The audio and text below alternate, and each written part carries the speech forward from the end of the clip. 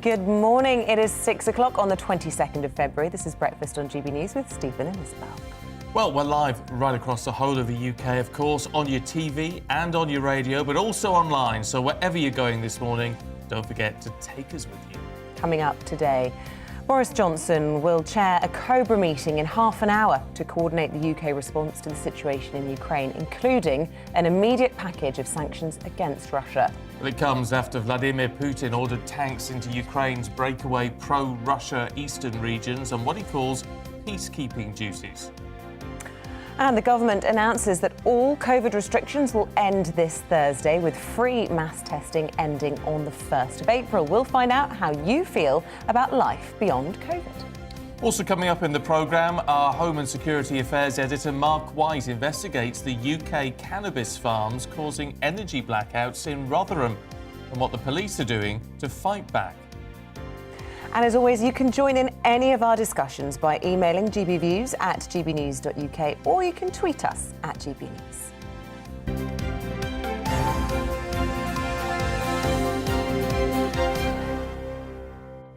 OK, well, our top story is a fast-developing story. Boris Johnson will this morning attend a Cobra meeting at 6:30, followed by a television address by Russian President Vladimir Putin, in which he recognised the Ukrainian breakaway regions of Luhansk and Donetsk as independent states and has sent tanks into the region. Now, the United Nations Security Council held an emergency meeting overnight to consider its response, with the US Ambassador Linda Thomas-Greenfield offering a stinging rebuke to the Russian leader. He calls them peacekeepers. This is nonsense. We know what they really are. In doing so, he has put before the world a choice.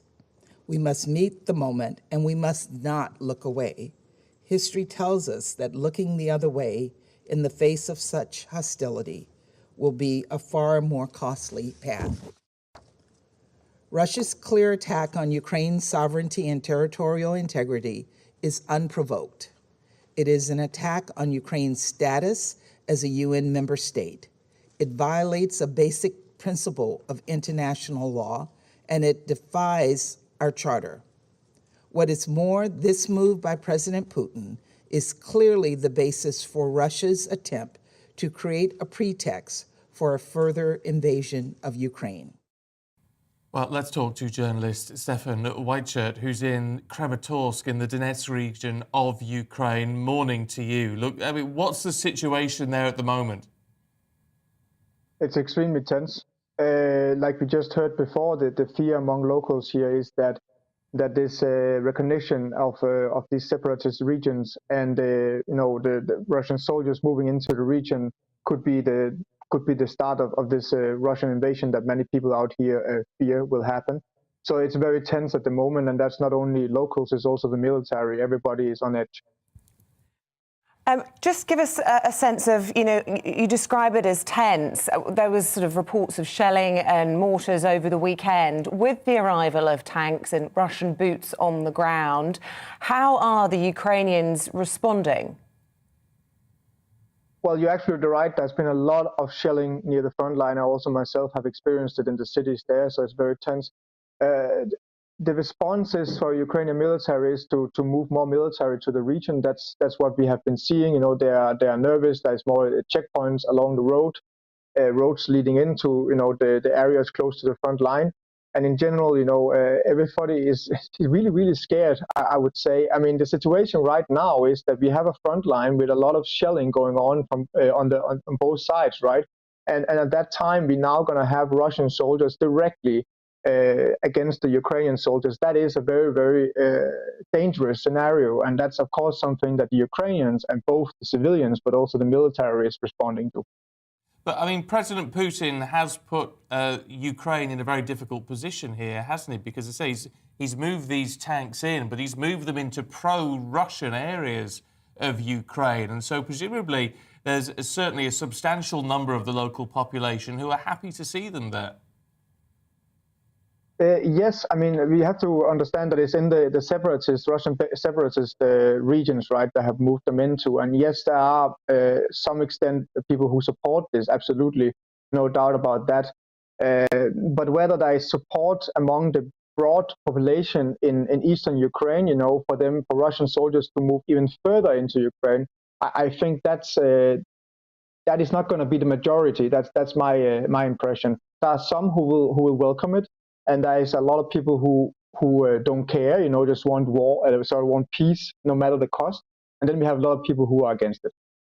Stefan, we heard from President Putin last night in this long, rambling address on television in which he made a number of baseless claims along the lines of Ukraine not really being a true country, called it a US colony, a puppet nation, allegations that Ukraine was creating its own nuclear weapons, that it was stealing Russian gas.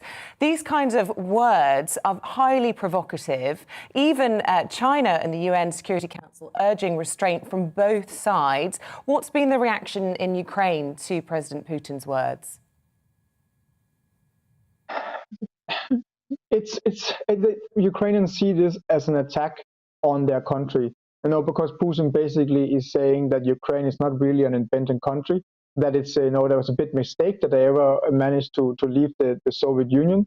And he really question whether this is really a country. It's not something new that Putin have previously, back last year, written essays arguing the same thing. But it of course, that he goes out and says it like this to the public, that makes Ukrainians very scared and some of them very angry. Of course, the situation now is what happens next. There's obviously talk about immediate sanctions being levied against Russia, which can be self-defeating as far as some of the Western states are concerned. But also, of course, we know that the United States, Western countries, the UK, are not going to put boots on the ground in Ukraine to fight against Russian troops. So where does that leave the Ukrainian army? It leaves it exactly where they expect them to be. I mean, I've never spoken to any Ukrainian soldiers who have expected any NATO soldiers to come here and fight their war. I mean, they would love if we did, but they're not expecting that, especially because Biden have made it very clear from the beginning that is not happening. They know that they're going to fight this war on their own, and some of the soldiers, honestly, are not sure whether they are able to actually, win, actually able to manage the situation, but they're going to try. And they, of course, hope that the West will continue to send military assistance to the country if any Russian soldiers does cross the border now into what is your Ukrainian military-controlled area. And, of course, hope also for economic support. And Stefan, just aside from the public addresses, the diplomatic meetings, the television interviews, there is a real human element to all of this. Not only is it winter, but people are having to try and leave areas where they are, as you describe, extremely concerned about the situation. Tell us about what you've seen and the real human cost of this. People are not ready. I have to say that if I make it very short, people are not ready. People are struck in poverty. They have no money to leave. And many of the people who are out here in Eastern Ukraine who are still here, they didn't leave back in 2014 and 2015 when this war started and was very active. So they're saying we are not leaving now. And that, of course, mean there could be a huge human impact by people who are not necessarily going to leave if the bombs start dropping on their houses. On others, like this city I'm in right now, yesterday I also spent some of the day going around to check these bomb shelters, and the condition of them are just absolutely horrible. They are back from the Soviet era. They are not maintained. There is no furniture, no supplies, and even a couple of them was like muddy and like mold inside. So that's the places where people are gonna run down to hide, and they're just not ready. It's a very poor country, Ukraine. And I also, just to add, I also visited a hospital, one of the first hospitals, close to the front line, only 5-6 kilometers from the front line. And they were openly saying, we don't have enough doctors, we don't have enough medicine, and we don't even have like basic supplies to make bandages and stuff. They said, like, if Russia attacks and we get really wounded people here, we cannot perform any surgery. What we can do is that we can have then come here, we can give them first aid, we can maybe give them some trauma treatment, and then we'll have to call an ambulance and hope that somebody who has better possibility to help them will come here and take care of them. That's basically what we can do. So the situation is very horrible. If Russia invades here, it will be very, very bad for the civilian population, for sure. It's an awful situation. Stefan Whiteshark, good to talk to you this morning. Thank you. Let's have a look at the other top stories for you today. The legal requirement to isolate after a positive coronavirus test will end on Thursday in England, and free universal testing is to end on the 1st of April. Unveiling his new plan for living with COVID, Boris Johnson says all remaining domestic restrictions would be removed and school pupils will no longer need to test twice a week. More than 100 flood warnings are in place across England, Scotland and Wales, including 2 rare severe flood warnings across the River Severn, which means a significant danger to life. It's after 3 storms hit the UK in the last week. 30,000 homes are still without power as of yesterday afternoon. Public Health Scotland has found that deaths wholly linked to alcohol are now higher in Scotland than before the pandemic. The increase was driven by men and those aged 45 to 64. The Director of Public Prosecutions is warning there's a crisis of public trust over how the criminal justice system deals with rape and sexual assaults. Max Hill QC says a victim's suffering could be made worse by their experiences dealing with the police, prosecutors and the courts. 9 in 11 children around the world do not have access to safe surgical care. New research from a Scottish charity revealed that many have to travel for up to 5 days to get the potentially life-saving treatment that they need. The charity is warning most women don't recognise the key symptoms of ovarian cancer, while GPs are also too quick to dismiss the signs. A poll for Target Ovarian Cancer found the majority of women didn't know that bloating, abdominal pain and feeling full are all warning signs. Edinburgh has been named the UK's most livable city for expats in an annual study. Scotland's capital was assessed on factors such as climate, health services, housing and utilities.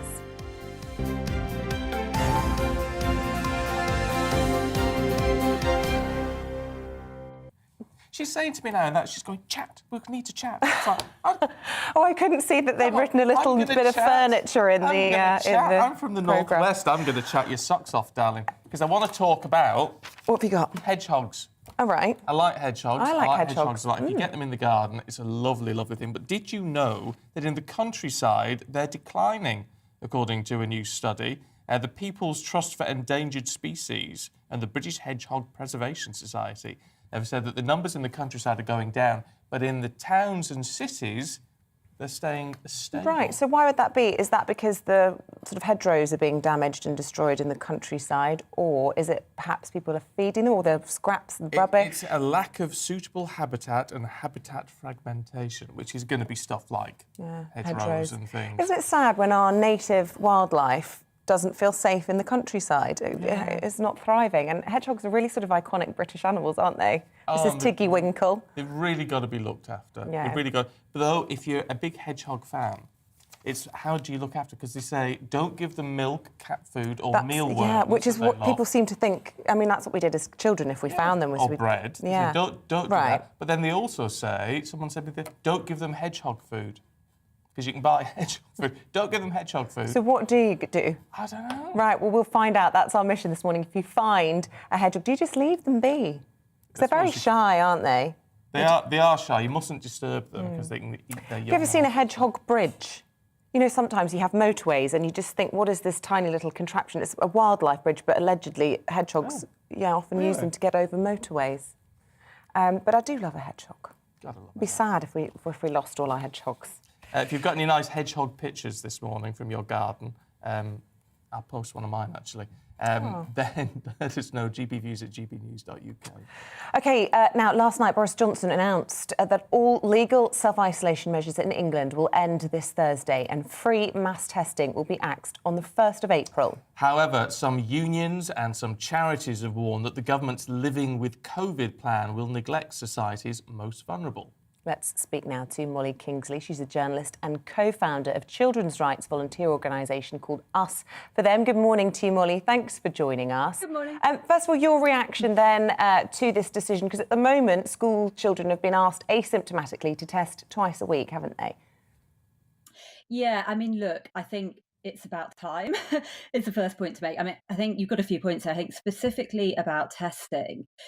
Obviously, it's great that kids won't have to test anymore, but it's hard to feel too much gratitude for that because it was very unclear what this was actually achieving in a school's context anyway.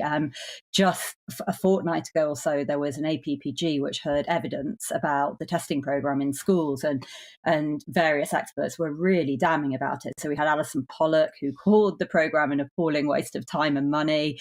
We had a senior clinical psychologist called Dr. Zenobia Storer, who actually said it was nothing short of state-sponsored child abuse. So like really strong words about this programme. And I think this kind of reflects a bigger point here that, yes, of course, it's great these measures are going to be ended and it's beyond time for children, but let's think about the damage that's been done by a lot of these measures. And, we know, unfortunately, that the scale of this damage, both in terms of education, but actually beyond this, in terms of actually what lockdown has done to children's lives, is huge. So, whilst obviously it's very good that ended, I think many of us would say that actually lockdown and invasive medical procedures were never really appropriate for children anyway.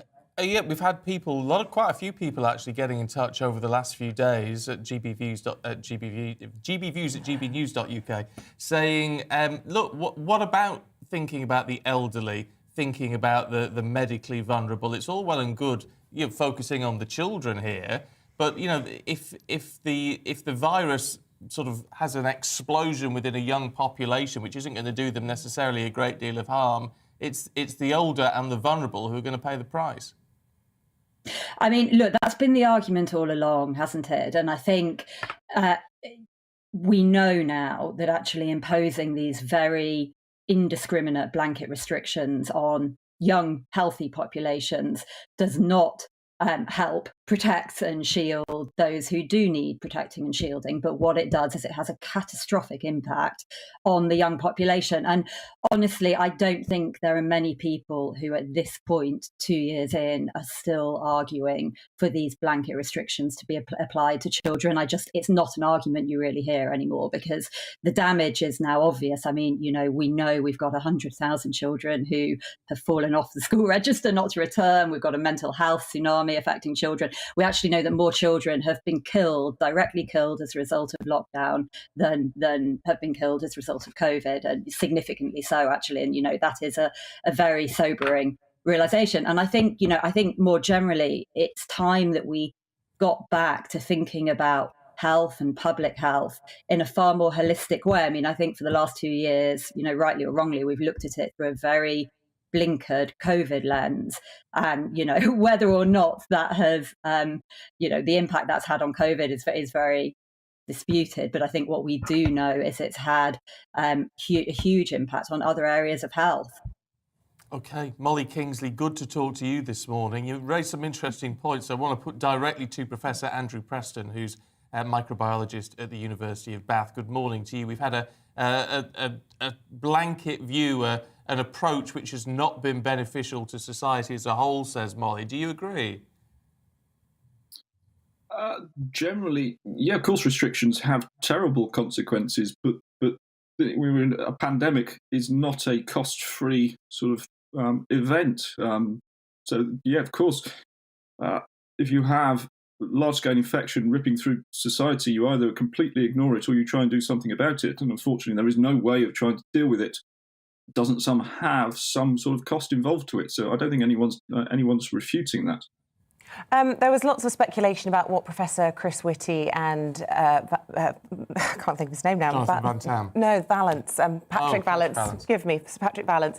We're going to say at the press conference yesterday evening, because they'd been quiet for a few weeks, and there was speculation about whether there was any disharmony between the government and the advisors on this. And the message seemed very clearly, look, we think this is OK. This is not going to be a sharp drop-off. The removal of free lateral flow tests is gradual. It won't happen until April. But the warning was there could be further variants, and they could either evade the vaccine or they could be more potent than we've seen with Omicron. Were you in agreement with what they were saying? Sure. I mean, that is a possibility. We don't know. We may not see such variants. We may.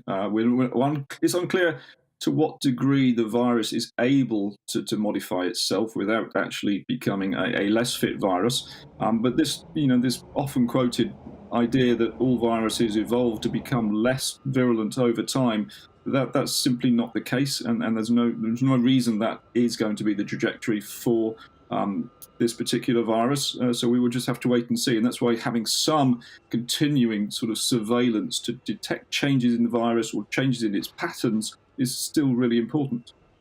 Well, when you talk about some continuing surveillance, I mean, do you think we should be still all testing as often as we have been, or can we limit that to people who are severely ill? Well, we can choose. That's a choice we want to make as a society as to what level of testing we do. We don't need to test everybody to still get good data on the sort of patterns behind the behaviour of the virus. So there's two different things, whether you're testing individuals in order to know whether someone is safe to go and visit someone who's vulnerable, or whether you're testing a sample of the population to try and determine the overall patterns. Those are two different things. And so just taking away one doesn't mean you still can't do the other. Certainly we don't need testing on the scale. Sorry, go ahead.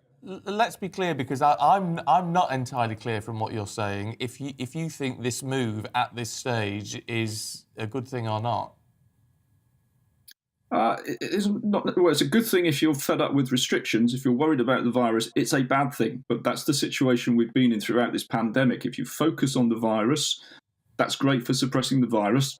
But of course, there is collateral damage done with any of these restrictions. If your focus is on the economy or well-being or civil liberties, then this will be a great move.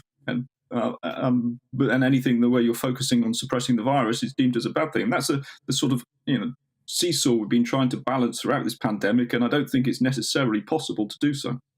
And I just want to finally get your opinion on the issue of antivirals. Of course, this is one of the weapons that the government is very much keen to stress is there to help us cope and navigate our way through this virus as it becomes endemic. The Mirror are calling it the lateral blow when we lose lateral flow tests. And in Parliament yesterday, Hilary Benn stood up and said, we know that antivirals work best when they're given early on in the early stages of infection. And yet, if we're not testing, how will we know if people are getting it when they need it, and will it still be useful? What's your take on that? I think this comes down to, yes, we're going to end sort of this vigilance over whether someone thinks they've got COVID or not for the vast majority of people.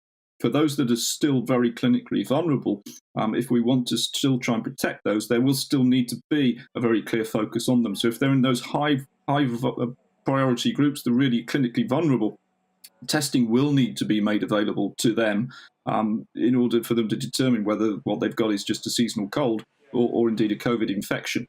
And then you're quite right, that will be needed in order to identify those to whom to possibly give these antivirals. So I think this is a relaxation of all of the testing and the isolation for the vast majority of people, but certainly not all. So now actually maybe we can focus resources on the relatively small numbers of people in the population for whom even Omicron is still a potentially very serious disease.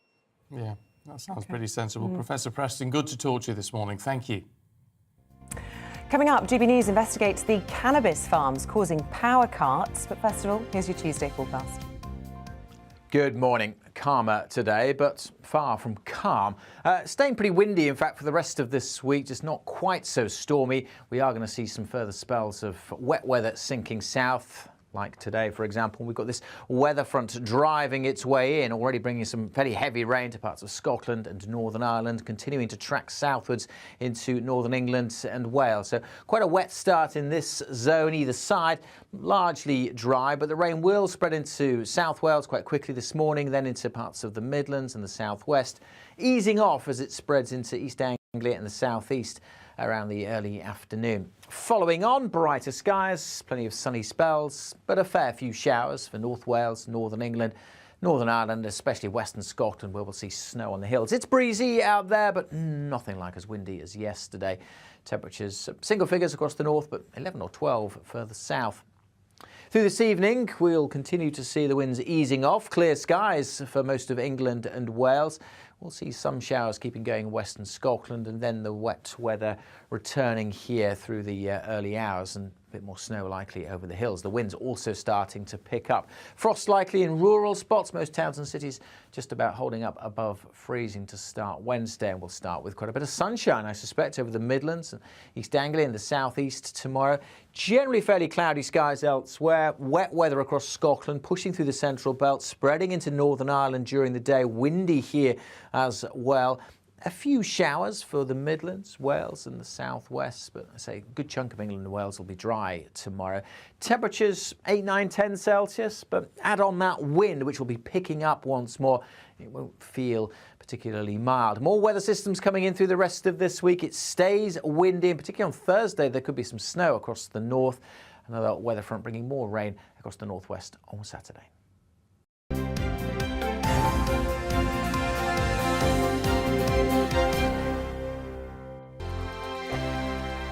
GB News is the UK's home of discussion and debate from all perspectives. To stay up to date on the latest stories, Make sure that you subscribe to the GB News channel. right here on YouTube. You can watch us live 24/7 across the whole world. You can also check out exclusive content and catch up on previous episodes of your favourite shows. Every day, we ask the questions That you'd ask, so why not add your voice to the conversation in the comments section? Don't forget to subscribe. We are GB News, Britain's news channel. Every night at 11 on GB News, we bring you the next day's stories the day before. It's basically like time travel. If it's a big story, we'll cover it, guaranteed. But we'll also have some fun along the way. Big opinions, big laughs. Sometimes big hair. This is Headliners, the paper review show that won't send you to sleep like the others will. 11 p.m, 7 nights a week. Join us.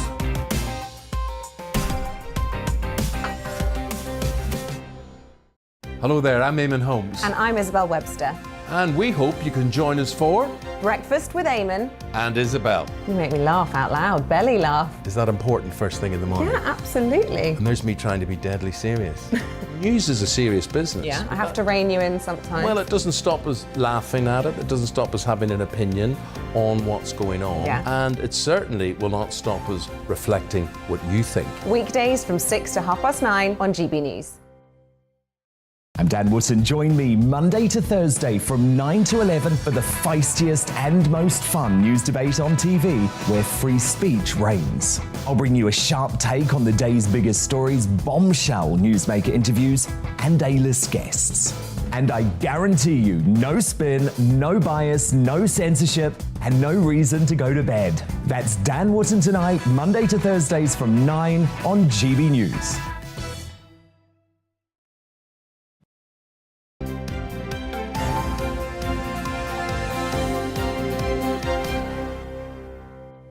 It is 6:28. Good morning to you. You're watching and listening to Breakfast with Stephen and Isabel live across the UK on your TV and on your radio.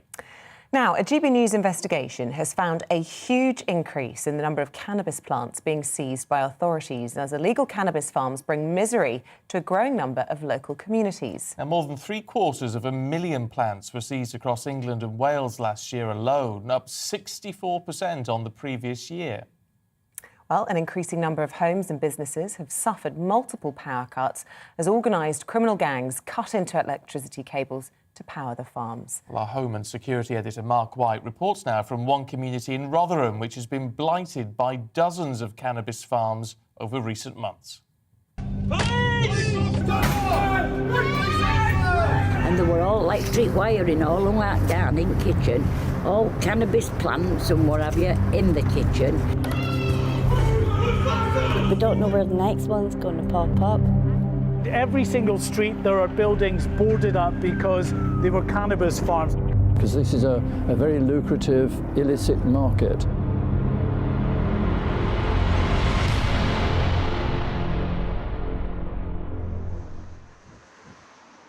Eastwood in central Rotherham is one of the town's most deprived communities. The day-to-day hardship faced by residents here is being compounded of late by the scourge of organised criminal gangs who've set up dozens of illegal cannabis farms. In street after street, the telltale signs, boarded up doors and windows on the many properties police have already raided.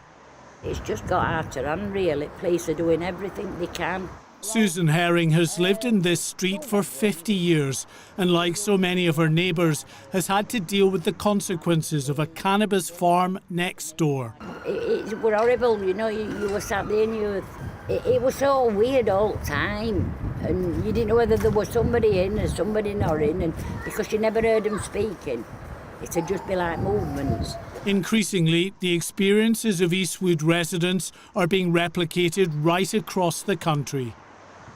Here in Northampton, police uncovered one of the biggest cannabis farms discovered in years, hidden inside a disused nightclub. As you can see behind me, the road has been dug up. When we force entry into buildings, into cannabis factories, what we find normally is that the power has been bypassed. On this occasion, in the basement, we've noticed that obviously it's been bypassed on a larger scale than what we would normally find. The dangers of tapping into high-voltage power supplies are obvious, and their effects are often felt in local neighbourhoods in the form of regular power cuts. It's just been an absolute nightmare. Back in Rotherham, Sarah doesn't want us to show her face for fear of reprisals. But like so many here, she's suffered repeated interruptions to her electricity supply. We've had 33 power cuts since end of August. 33 power cuts. Lasting how long? About 3 hours maximum. On one day we had 3 power cuts on the same day.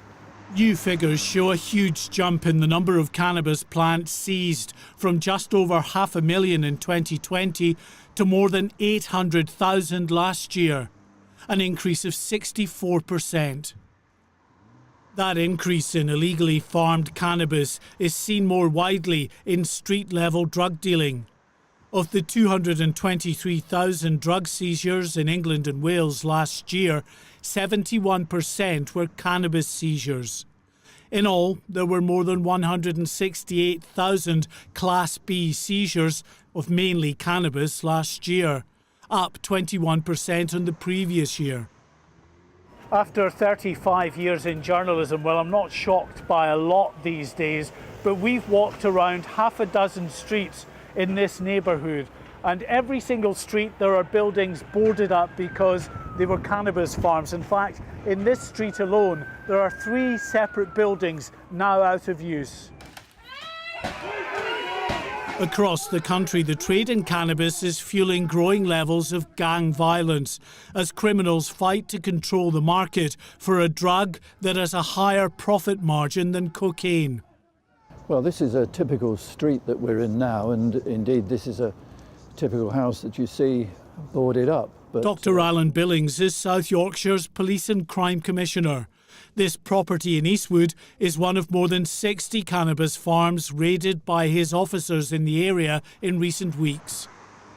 every one of the potted plants that I see is worth about £1,000 altogether. So even a small terrace house like this might have a dozen or more in each of the rooms, and every room will have plants growing in it. So it's a lot of money that they have.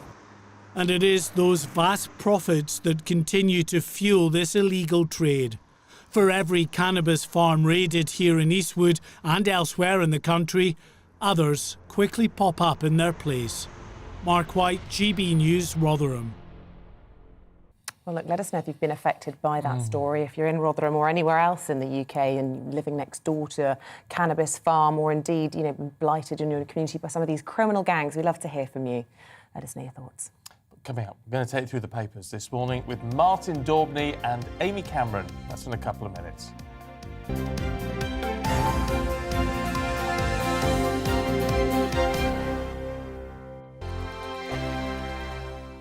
GB News is the UK's home of discussion and debate from all perspectives. To stay up to date on the latest stories, make sure that you subscribe to the GB News channel right here on YouTube. You can watch us live 24/7 across the whole world. You can also check out exclusive content and catch up on previous episodes of your favourite shows. Every day, we ask the questions that you'd ask, so why not add your voice to the conversation in the comments section? Don't forget to subscribe. We are GB News, Britain's news channel. Every night at 11 on GB News, we bring you the next day's stories the day before. It's basically like time travel. If it's a big story, we'll cover it, guaranteed. But we'll also have some fun along the way. Big opinions, big laughs. Sometimes big hair. This is Headliners, the paper review show that won't send you to sleep like the others will. 11 p.m, 7 nights a week. Join us.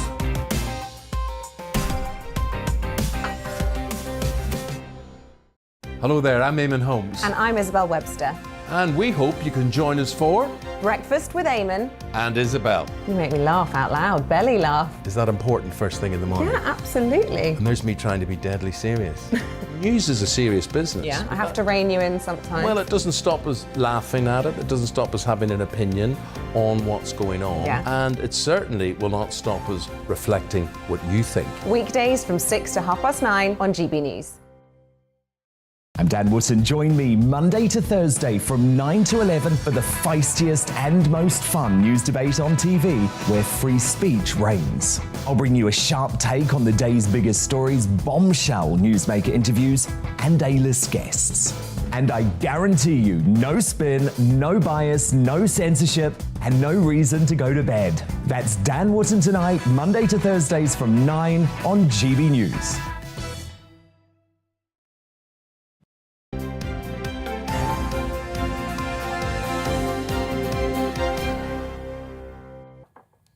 Welcome back at 6:36. Let's take a look at your Tuesday morning newspaper front pages, starting with The Telegraph. Leads with Vladimir Putin's warning of bloodshed as he moves so-called peacekeeping troops into Ukraine. The Times also has that. They're reporting that tanks have been deployed to pro-Russian regions of the country.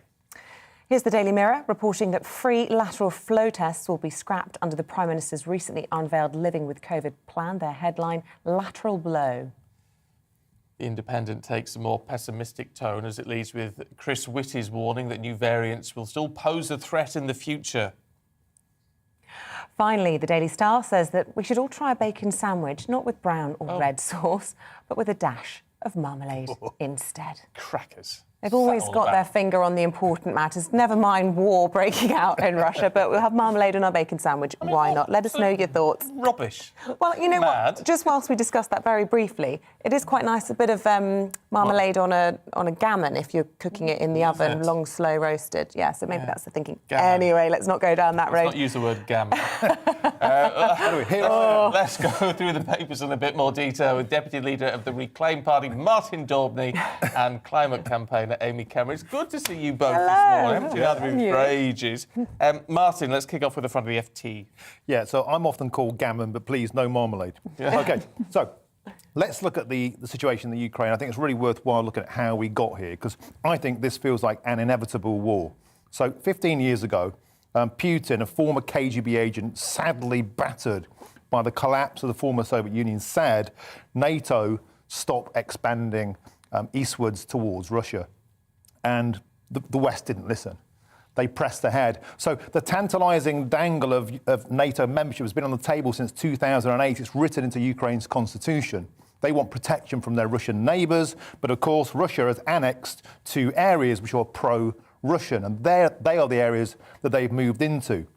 And the West is, I believe, completely impotent, and for several reasons. First of all, there's hardly any unity in the West. Biden hates Britain. We don't really like him. Everyone hates Macron. Russia knows that there's weakness. Germany is utterly dependent on Russian gas. 50% of the European Union's gas is supplied by Russia. Putin's got them by the short and curlies. And we are looking at petrol prices surging and no appetite for war. 53% of Americans don't even want America to take sides in this. This is the perfect storm of a weakened West, and Putin has just moved in. And I have to say, if you jab a bear with a stick for long enough, like Putin, he's going to get angry. NATO should have backed off and I think relinquished on this. They haven't, and this feels like an inevitable war. What do you think, Amy? Yeah, I think the reality is that Putin might be sort of looking to win a battle here, but he is fundamentally losing a war, and that situation is one of his own making. While I think there were, at earlier stages in this crisis, potentially some legitimate claims that the West had acted overly aggressively or in their kind of assembling of troops in and around Ukraine, that they were to some extent responsible for, as Martin said, poking the bear.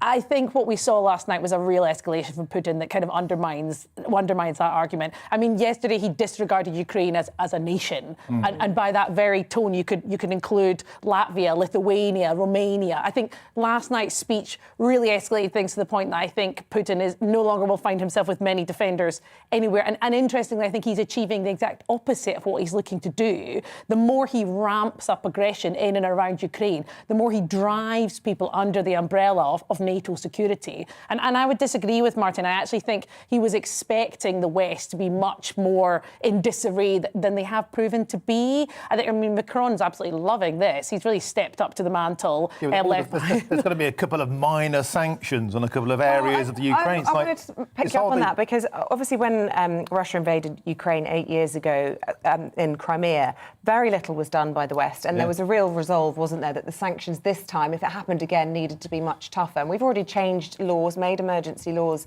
in this country. Liz Truss suggesting last night that those sanctions would be beginning from today. The US saying the same overnight. And at the moment, as we speak, we're sort of, 10 minutes ago, the Prime Minister hosting this Cobra meeting, talking about how they are going to impose these sanctions. So I do think there is some unity within the West to try and send a strong message. Well, maybe that's right, but it clearly, self-evidently hasn't worked. Despite all this tough talking, Putin's just rolling in. So it is. It's not a phony war. So it's a real war now, and I think this has far bigger implications. Look at Taiwan and China. They'll be looking at a weakened West that are basically impotent and they're energy dependent. This is the problem.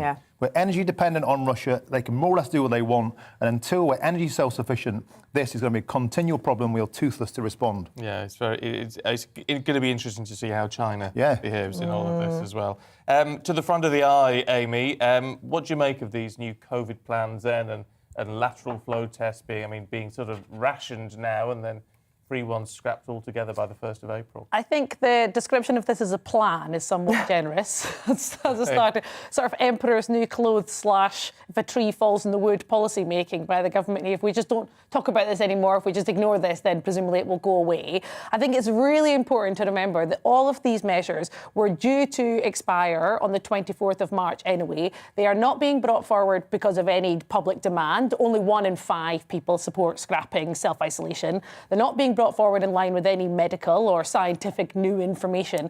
This is purely a weakened Prime Minister throwing meat to his own backbenchers and risking public safety at the same time. We've got to get back to normal. No, absolutely. And I would love to see a plan for living with COVID. That's not what this is. A plan for living with COVID might look something like investing in ventilation, which would also protect us against other respiratory diseases, or investing in our sick pay. Last night we heard Boris Johnson making comments about how sort of German culture saw people being more sensible around working from home or staying home when they're sick. It's nothing to do with German culture. It's to do with the fact Germany has a much more robust, much more generous sick pay policy. That's what lets people make sensible decisions. Yeah, although the government have invested in ventilation schemes in the worst ventilated schools, that's what the Nadeem Sahawi would argue. Yeah, well, I think people who seem to rather like lockdowns and people, particularly on the political left, who are saying this is too soon, need to make a decision. Well, nobody's talking about lockdowns, and I always think that's a bit of a disingenuous argument. We're not talking about lockdowns, are we? Do you think there won't be lockdowns again? I think there could easily be lockdowns again. I don't think our liberties are back,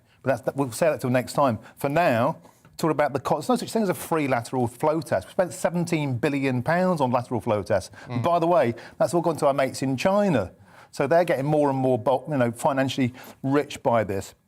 And what's interesting about this is that Boris has said the government won't pay for this out of the emergency fund anymore, so it's got to be paid for from the NHS, which, by the way, is the national insurance rise of £12 billion. So basically, Keir Starmer is opposed to the NI rise, but he wants free lateral flow tests. Well, make your mind up, mate.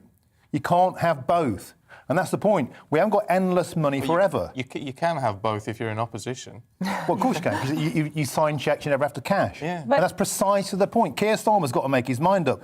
Free tests forever with an NI rise or not. I think that they've gone so far as to say you don't even need to be tested if you're demonstrating symptoms. Imagine if we applied that to any other disease, STIs. You very rarely hear somebody saying, oh, don't worry about it, guys, just turn a blind eye. I think. Yeah, but what about colds and flu? No, absolutely. But colds and flu would both be helped by improved ventilation and by improving sick pay, right? But we don't test for them. We don't have to isolate. No. If you just don't go in if you don't feel well. Yeah, although a lot of people do go in if they don't feel well, right? Because far too many people in the UK are not eligible for sick pay. So I think I think what we're seeing here is with so much of this government's policy making, people who've got a bit of cash to spare will be totally fine. People who can afford to be tested before they go and visit their grandparent or before they go into work, they'll be fine. People in frontline jobs who've already borne the brunt of this pandemic because they're more vulnerable through the work that they do, they're the ones that won't be able to afford tests. They're the ones that won't be able to afford to not go into work. But if we can all agree that Omicron is much less deadly than previous variants, why are we, irrespective, why are we continuing to say we must keep testing for something which is less deadly than flu? It doesn't make any economic sense or scientific sense. I think everyone's ready for us to start transitioning out of this, right? It's just doing it at a time that's appropriate and doing it with other measures which are not restrictions but just protections. No one's talking about a lockdown anymore. We're talking about a genuine plan to live with COVID, and that's not what this is. This is just putting your head in the sand. OK, we've got time for just one more story. Amy, I just want to finish on this story in the Express, and it's a story we'll be covering in Breakfast a little bit later on, the situation with the flooding. Lots of these towns, think around the Midlands, along the River Severn in particular, they often suffer a lag after these sorts of storms before the flooding kicks in. Places like Ironbridge have got all their defences in place because there is this highest and very rare warning of severe threat to life. How are the Express covering it this morning? Yeah, I mean, there's some devastating imagery in the Express today and in other papers of towns that we know all too well for whom this is not the first experience of flooding. Storm Arwen, back in, I think it was November 2021, so really not that long ago. So many of these same locations being absolutely ravaged by weather. And you're absolutely right. I think there's often this lag period with flooding. And interestingly, flooding is where we see the climate risk. So while the climate risk with the frequency and severity of wind is unclear, what we do know is that a warmer climate means more moisture in the air, and that means bigger downpours. And this stuff is devastating for these communities. It's going to be emotionally devastating, financially devastating. When the government talks about levelling up, that kind of language falls on deaf ears. If you had a town like Matlock, for whom you've experienced this multiple times with no investment in either adaptation or mitigation. Can I just say that rather than going straight to climate change, which I know is a default position for yourself, actually, when you talk to people in those sort of regions, a huge problem has been the lack of dredging of rivers. For years, it's been cutbacks and also the environmental issue. We can't wreck the the marine environments, and as a consequence, the waterways are choked. So actually, a better dredging policy would also help. It's not always the doom and gloom of the climate apocalypse. Dredging is a little bit controversial because all it tends to do is cause water to move faster and quicker down to other areas of a river. Tree planting solution? Tree planter and bringing back, if you look back at old maps of the UK, you'll see that rivers used to wind and we used to sort of wind our way along beside them. And what we've done is straightened them, we've sharpened the sides, and that does cause these massive deluges of water which hit towns further down. So dredging. So it's not climate change. No, there are both. Sadly, there's both. Climate change helps out with everything. Fortunately, Martin, as you know. But yeah, I think dredging is useful on some issues, but not on all. I love these two. It's always really lively, and it's just brilliant. Martin Daubney and Amy Cameron, thank you both very much. We'll see you again at 7:30. Now, the charity Target Ovarian Cancer is warning that symptoms of the disease can be overlooked and say doctors often dismiss the signs. Research shows around a third of women die from the disease in the first year after diagnosis. Yeah, a poll led by the charity found many women did not know that bloating is a symptom. Each year in Britain, there are around 75,000 new ovarian cancer cases. Well, let's talk to ovarian cancer survivor Sarah Sanyahumbi and Alex Holden, Deputy Chief Executive at Target Ovarian Cancer. Good to see you both this morning. Look, Sarah, when did you realise something was wrong? In early 2018, I realised something was wrong because I was in pain, intermittent pain, and I just wasn't feeling very well. So I went back and forth to my GP over about 6 months. So say I went the first time in about March. They first told me it was cystitis. They told me it was worms. They told me it was menopause. They sent me for a colonoscopy, which was clear, and then they said no further treatment was needed. And then finally, I ended up in A&E in a lot of pain, and they told me to get a scan with my doctor. So in the September, I was finally diagnosed with, unfortunately, stage 4 ovarian cancer. Gosh, stage 4 ovarian cancer, which presumably, if you'd caught earlier, would have meant a very different story for you. That would be the hope, certainly, yes. Well, let me bring in Alex Holden at this stage, because automatically, you know, my sympathies obviously go to people who are presenting with these symptoms and being dismissed, but my sympathies also go to GPs, because it's very easily confused. They are confusing symptoms, and presumably things like the menopause or worms might be legitimate other concerns. So is this the patients being neglected in some way, or is it that GPs need better educating? It's absolutely both. There is an awareness crisis in ovarian cancer, so women need to know the symptoms, the population in general need to know the symptoms. GPs also need to increase their awareness of the symptoms. No GP, of course, wants to misdiagnose anybody. What we would like is that people rule out ovarian cancer at a much earlier stage, rather than it being the last thing that they come to after a series of other diagnostic routes. So I think, yes, awareness increases across the board would be definitely an improvement. Do you rule that out, Alex? I mean, is it an expensive process, a comparatively expensive process to rule ovarian cancer out at an early stage? There is no screening for ovarian cancer, I think is important to mention, which doesn't help. And there is a fairly simple diagnostic blood test and a scan. I think just where the ovaries are, it's not simple. It can be a little bit complex to get in there, but definitely there are indications. And the symptoms themselves, although they can be confused with other things, the symptoms are fairly clear. Even in early stages of ovarian cancer, the vast majority of people will experience those symptoms as well. So it would be just to consider it early. So we ask GPs to be thinking about it earlier, and also women to be raising it earlier as well. If women were going to GPs and saying, actually, have you thought about ovarian cancer, that would also help. I want to bring Sarah back in at this point, because Sarah, your doctors have told you that your cancer is manageable but not curable, and you've been through, well, significant treatment. Just tell us a little bit about that journey. Well, when I was diagnosed originally, I had 3 rounds of chemo, then a big operation because the cancer had spread significantly in my stomach area.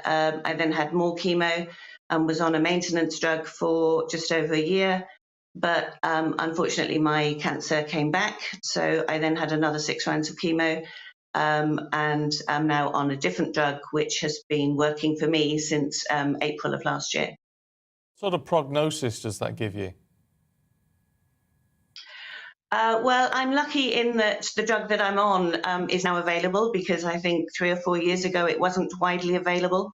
My cancer is genetic, so there's a risk that I pass this on to my daughter as well, which obviously is a big concern. But there are drugs available now for people whose cancer is genetic, which weren't available a few years ago, and they have a good prognosis. Women have been on them for a few years. We're hoping many years, but we don't know yet. And Sarah, when you reflect on your experience, do you feel angry towards your GP for missing it, or you know, how much was your awareness of ovarian cancer before you got diagnosed with it? I mean, I think that's the thing. I consider myself a pretty intelligent woman. You know, I do all the health stuff. I had my mammograms, I had my smears, you know, I looked after myself. I didn't know the symptoms of ovarian cancer. If I had known the symptoms, I had a busy job. So I thought, you know, I was tired because I was stressed at work. I had bloating a bit, but I thought I've eaten the wrong thing. You know, you just dismiss these things. And if I had known about the symptoms earlier, I certainly would have pushed harder with my GP. I'm not angry with my GP. I'm a bit frustrated. But it was also my responsibility to be better informed, and I wasn't. So, Alex, in the immediate term, what would you like to see happen? I mean, certainly with the genetic issue, I mean, certainly early screening could make a big difference there, couldn't it? Unfortunately, at the moment, there isn't any evidence that screening would help, although there are various research studies. So at the moment, we're asking women and GPs and health professionals to know the symptoms, and actually Target Ovarian Cancer has launched an open letter that we're asking people to sign to ask the government to raise more awareness of the symptoms, as obviously that's going to have the most money behind it and that's going to have the most impact with the greatest number of people. It's Ovarian Cancer Awareness Month, and that's why we've released these new data today. So if people would like to go onto our website, targetovariancancer.org.uk, and sign that open letter, that will really help. Okay. Look, Sarah Sanya Humby, thank you. We wish you well as you continue with that medication. Let's hope it continues to be as effective as it has been. Alex Holden, Deputy Chief Executive of Target Ovarian Cancer. Thank you both very much indeed. Thank you. Well, do stay with us here on Breakfast. In a few moments, we'll be back with all the very latest on Boris Johnson's Ukraine Cobra meeting, which he's been chairing for around the last 25 minutes. But before that, here's your Tuesday forecast. Good morning. Calmer today, but far from calm.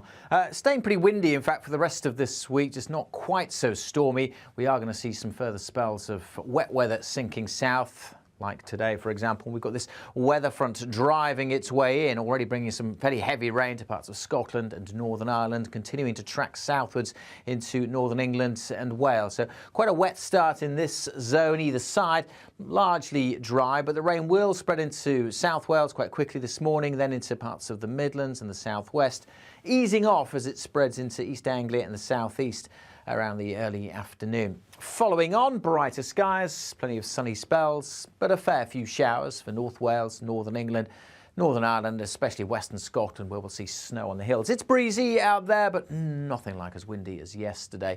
Temperatures single figures across the north, but 11 or 12 further south. Through this evening, we'll continue to see the winds easing off. Clear skies for most of England and Wales. We'll see some showers keeping going in western Scotland, and then the wet weather returning here through the early hours, and a bit more snow likely over the hills. The wind's also starting to pick up. Frost likely in rural spots. Most towns and cities just about holding up above freezing to start Wednesday. And we'll start with quite a bit of sunshine, I suspect, over the Midlands and East Anglia and the southeast tomorrow. Generally fairly cloudy skies elsewhere. Wet weather across Scotland, pushing through the central belt, spreading into Northern Ireland during the day. Windy here as well. A few showers for the Midlands, Wales and the southwest, but I say a good chunk of England and Wales will be dry tomorrow. Temperatures 8, 9, 10 Celsius, but add on that wind, which will be picking up once more. It won't feel particularly mild. More weather systems coming in through the rest of this week. It stays windy, and particularly on Thursday, there could be some snow across the north. Another weather front bringing more rain across the northwest on Saturday.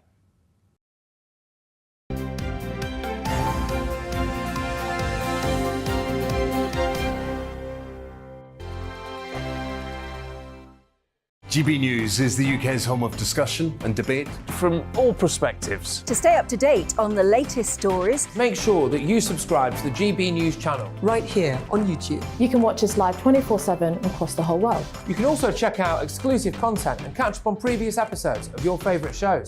Every day, we ask the questions that you'd ask, so why not add your voice to the conversation in the comments section? Don't forget to subscribe. We are GB News, Britain's news channel. Every night at 11 on GB News, we bring you the next day's stories the day before. It's basically like time travel. If it's a big story, we'll cover it, guaranteed. But we'll also have some fun along the way. Big opinions, big laughs. Sometimes big hair. This is Headliners, the paper review show that won't send you to sleep like the others will. 11 p.m, 7 nights a week. Join us.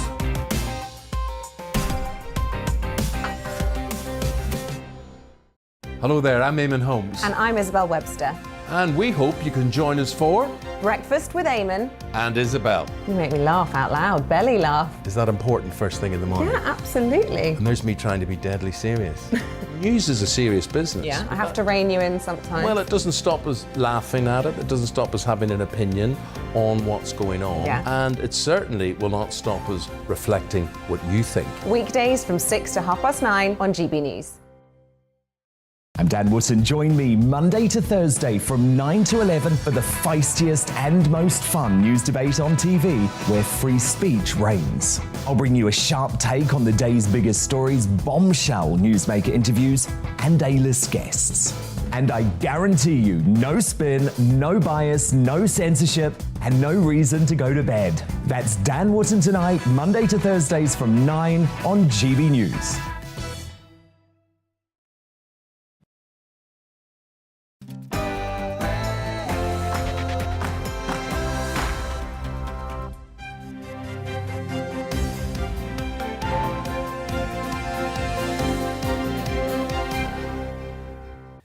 Good morning to you. It's 7 o'clock on the 22nd of February. This is Breakfast on GB News with Stephen and Isabel.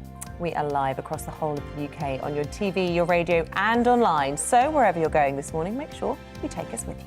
Coming up for you today, Boris Johnson will chair a Cobra meeting, or has chaired a Cobra meeting actually this morning, probably still ongoing, one would imagine, trying to coordinate the UK response to the situation in Ukraine, including an immediate package of sanctions against Russia. It comes after Vladimir Putin ordered tanks into Ukraine's breakaway pro-Russian eastern regions on what he calls so-called peacekeeping duties. And the government announces all COVID restrictions will end this Thursday, with free mass testing ending on April the 1st. We'll find out how you feel about life beyond COVID. Also this morning, our Home and Security Affairs editor Mark White investigates the UK cannabis farms causing energy blackouts in Rotherham and what the police are doing to fight back. Don't forget, we'd love to hear from you this morning to talk about whatever we're discussing or tell us something new. GBviews at gbnews.uk, or you can tweet us at GBnews.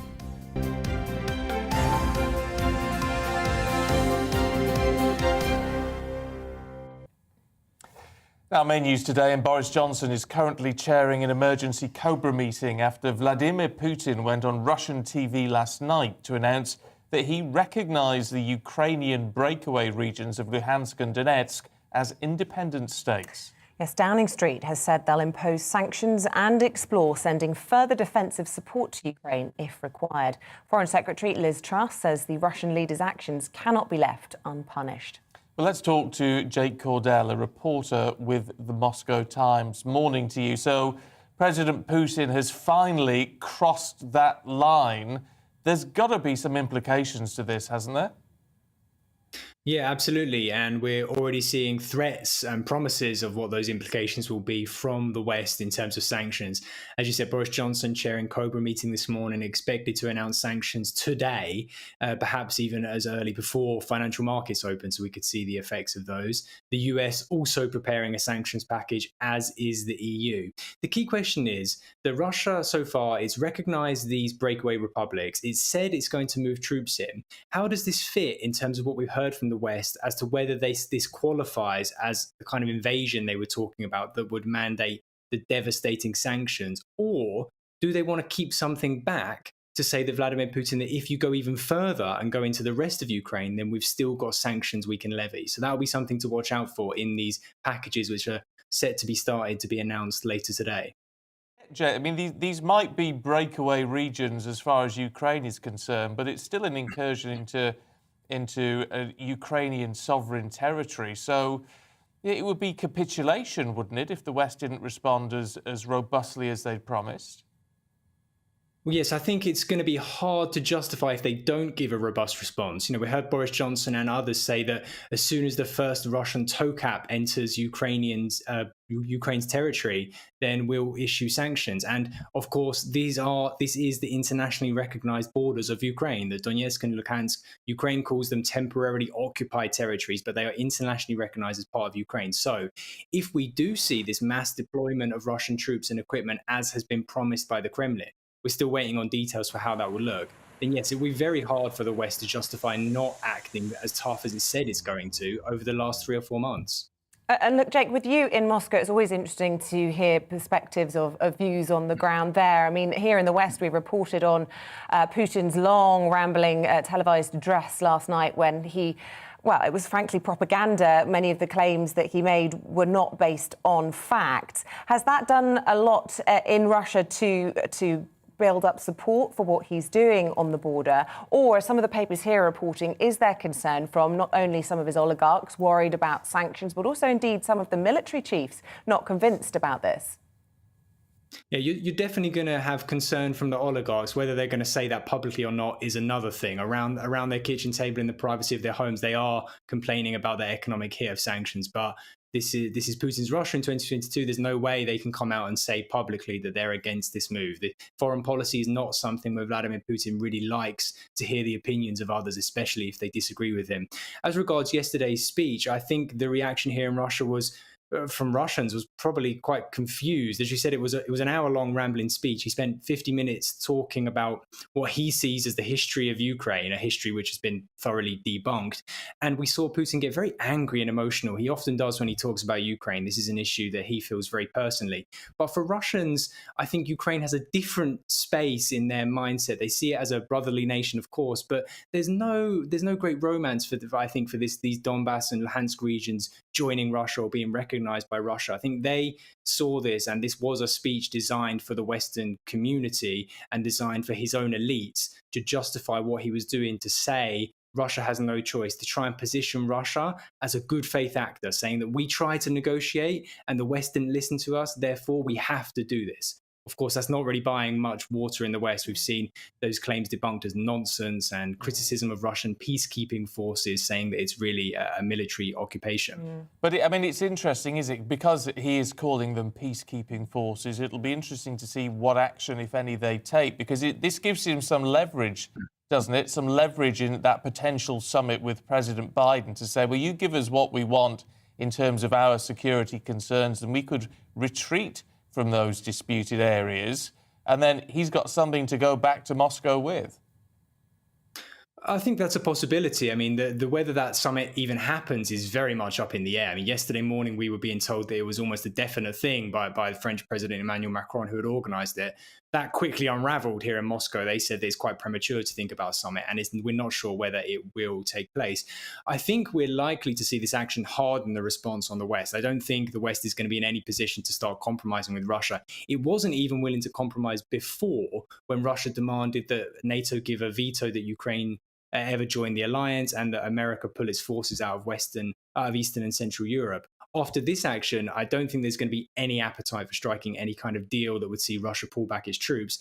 And there will be concerns that why should they strike a deal when Russia, in the West's view and in most people's views, has clearly just rewritten international treaties, violated international law? Why would there be any desire or appetite to strike a new deal with a country that behaves like that? Jake Cordell, just finally, I just want to ask you, obviously, the UN Security Council met last night in New York, and it was interesting to hear what China had to say. There's widespread condemnation of what Russia was doing, pretty much from all members, apart from Russia, and even China came out and urged restraint from both sides. How much will that bruise President Putin, who would very much be hoping for the support of China as some sort of Eastern ally? I think Putin will understand the position China's in, and he visited the Olympics just 2 weeks ago and met with President Xi to talk about this, and issued a document saying that Russia and China have a strategic partnership. China's in a very interesting position in this because it obviously wants to support Russia. It wants to push back against what it sees as American dominance in the world. But also China is very sensitive to territorial borders, to rewriting, redrawing maps and things like that, if you think about the issue with Taiwan. So I think from Russia, they will be content with China's response, and they will have expected that this was about as much as China could do in terms of trying to sit on the fence. OK. Jake Cordell from Moscow Times, thanks very much indeed. Yeah, I think China's playing the long game on this one. Now, yesterday, Boris Johnson announced that all legal self-isolation measures in England will end on Thursday, with free mass testing axed on the 1st of April. Well, Nicola Sturgeon will give her COVID update later on today. The Scottish Conservative Shadow Health and Social Care Secretary, Dr Sandesh Gulane, joins us now. A very good morning to you. First of all, your reaction and analysis of the measures being scrapped by the Prime Minister yesterday. Good morning. Thank you for having me on. I think when it comes to England, what we need to be absolutely clear about is restrictions have to end at some point. We've got to stop what we're doing at some point. So surely the only thing we're talking about right now is timing. It's £1 billion on average that we're spending on what we're doing. £1 billion a month on average. Last you heard the Prime Minister say it was 2 billion last month. Those are eye-watering sums of money. It costs more than the Home Office. So we know that we're going to have to stop at some point. Now, what we need to do is think about where we are now compared to where we were at the start and where people think we might be. We are seeing COVID numbers decrease. We are seeing that trend going down. We are also seeing the highly vaccinated population. We have medications which are coming on stream to treat COVID. And what we're seeing is a public that are fed up, a public that want to end restrictions. And what I think is the last thing is the mortality rate. If we look at the mortality rate, that is how many people we would expect to die at this time based on previous data. We're actually negative. We're lower than where we would expect to be. So with all of these things combined, we need to think about, well, what is it we're doing? How can we move forwards? How can we return back to normality? And the Prime Minister has set out a set of circumstances, and he was very clear, and Chris Whitty was very clear, that this is going to be a gradual stepwise progression. And so what we need to see is ongoing data. So we are watching the sewers, and it's really interesting. We look at the sewers and we see how much virus is in the community. So we need to watch that. We have ONS data, and what we need to do is use that data to see how it's going, because when we ease restrictions, we know cases are going to go up, and we need to track that.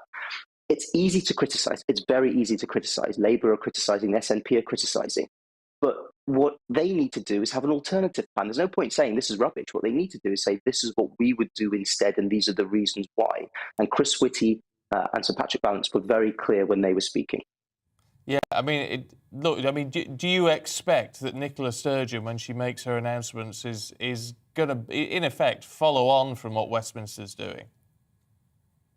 Well, I mean, when I said that it's easy to criticise, we need to look at where we are in Scotland. So where we are in Scotland, we have ferries with painted windows on, which aren't even online. But when it comes to COVID, what we've got is a situation where we're the most restricted part of the United Kingdom. We still have COVID passports, which time and time again have shown not to do the job that they're supposed to do. We have been calling for them to end. We still are wearing face masks. And look, I appreciate we do need to wear face masks. I certainly wear my face mask when I'm in public. But we were, until last week, despite all the calls that we were having, we're still having children in classrooms having face masks, disrupting their education. So we're in a position which is completely different to England because we're so heavily restricted. Now, when I said it's easy to criticise, we need to see a plan. We have published a plan. We have published a Back to Normality paper about how we want to see Scotland return back to some form of normality. And that paper sets out the steps that we need to take. We are in a different position in Scotland because of how restricted we are. First, we need to get rid of the restrictions before we get rid of self-isolation, before we get rid of testing, because we're so far behind other countries. And while the sun is shining, as Sir Patrick Vallance said, we need to actually be doing these things. Nicola Sturgeon is very quick to restrict, but she's very slow to ease up. So when the sun is shining, when we're in such a fortunate position, we need to actually be reducing restrictions, because we also know, as the scientists have said, that there might be variants that come on stream, and those variants mean that we need to go back or forward. So we need to have that flexibility. Yeah, flexibility may be important here. Look, Sandesh Gulain, the Shadow Health and Social Care Secretary in Scotland, thank you. Let's bring in our national reporter, Paul Hawkins, now. He's at Waterloo Station for us this morning. He's been talking to commuters. And, Paul, of course, the lifting of these restrictions from Thursday will, I suppose, have an impact on those going to work, trying to get about their usual business. Yeah, morning, Isabel. Morning, Stephen. That's absolutely right. I mean, we've been chatting to commuters here this morning, or at least trying to chat to them. I'll be honest, I wanted to talk to them about the lifting of COVID restrictions in England from Thursday. A lot of people weren't that fussed.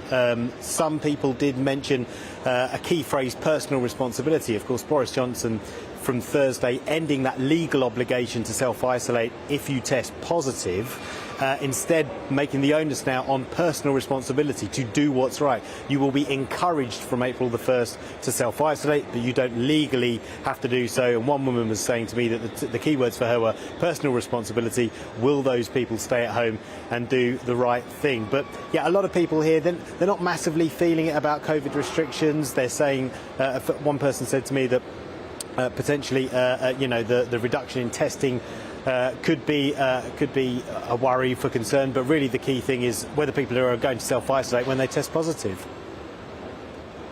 OK, Paul, good to talk to you this morning. We'll catch up with you a little bit later on. Thank you. Let's bring you up to date on the other stories for you. And as we were just hearing, the legal requirement to isolate after a positive test will end on Thursday in England. Free universal testing will end on the 1st of April. It's all part of this Living with COVID plan.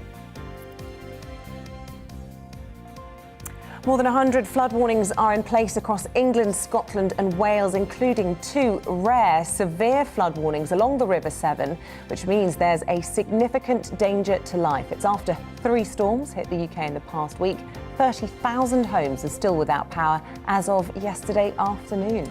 Public Health Scotland has found that deaths wholly linked to alcohol is now higher in Scotland than it was before the pandemic. The increase was driven by men and those aged 45 to 64.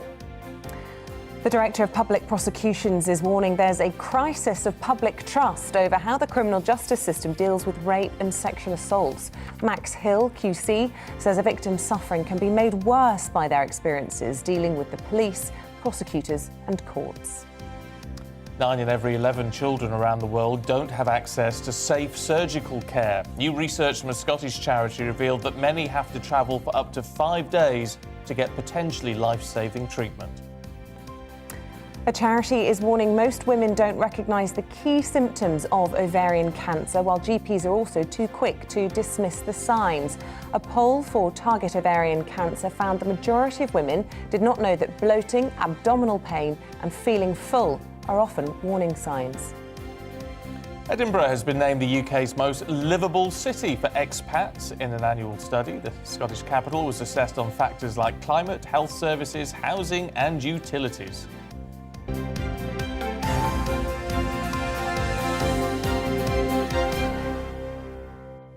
I tell you who'd like Edinburgh. Who? Hedgehogs. Yeah, but Apparently, hedgehogs don't like the countryside anymore. They're all migrating to towns and cities, becoming a little bit urban. Yeah, a little bit. It's something to do with... In fact, someone's emailed in this morning to say it could be down to the overpopulation of badgers. That's down to Alistair. Morning to you, Alistair. Could well be right. Everything's sort of changing a little bit. But we did ask if you've got hedgehogs to show us what you've got. Morning to you, Caroline. Oh, that's a whopper. She built this hedgehog house, and this is one of several visitors that she gets. What a beauty. Yeah, that's absolutely lovely. Martin, thank you for getting in touch with us this morning. A lovely picture from him. He says that this guy lives under my shed. Aren't you lucky to have him as a neighbour? Malcolm has got a very well-trained dog. What's inside? Yeah, I know. Our greyhound brought this little fella in from the garden and placed him gently on the rug. We returned him to the garden where we have hedgehog hotels. That's so lovely, actually. I like the one, Caroline, she's clearly got one of those little nighttime cameras. Yes, that's a good idea. Yeah, you can see who your little visitors are. Alistair's got in touch on email, said, on the subject of declining hedgehogs in the countryside, last week it showed there was not... Oh, sorry, you've read this one. Overpopulation of badgers. OK, well, let's read this one from Paul. He says, hi, guys, we found and nursed back to health a number of hedgehogs over the years. Dry kitten food, not fish-based, is fine to feed them. Some of the stuff that is sold as hedgehog food, weirdly, isn't great for them. They love it and wolf it down, but it's a bit like feeding them nothing but sweets. In moderation, it's fine, but not as their main diet. Well, Thank you, Paul. That's what helpful. We say about mealworms. Sarah says, give hedgehogs wet cat food and mealworms, never give them milk. A few mealworms, she says. They adore mealworms, but it is like giving them bars of chocolate, apparently, and not very healthy for them. Yeah. But they do love them. Probably a little treat every now and then. Look, we're going to take a quick break. After that, we'll be looking at all the latest sport. But first of all, here's your Tuesday forecast. Good morning. Calmer today, but far from calm. Staying pretty windy, in fact, for the rest of this week, just not quite so stormy. We are going to see some further spells of wet weather sinking south. Like today, for example, we've got this weather front driving its way in, already bringing some fairly heavy rain to parts of Scotland and Northern Ireland, continuing to track southwards into Northern England and Wales. So quite a wet start in this zone either side, largely dry, but the rain will spread into South Wales quite quickly this morning, then into parts of the Midlands and the southwest, easing off as it spreads into East Anglia and the southeast around the early afternoon. Following on, brighter skies, plenty of sunny spells, but a fair few showers for North Wales, Northern England, Northern Ireland, especially Western Scotland, where we'll see snow on the hills. It's breezy out there, but nothing like as windy as yesterday. Temperatures single figures across the north, but 11 or 12 further south. Through this evening, we'll continue to see the winds easing off. Clear skies for most of England and Wales.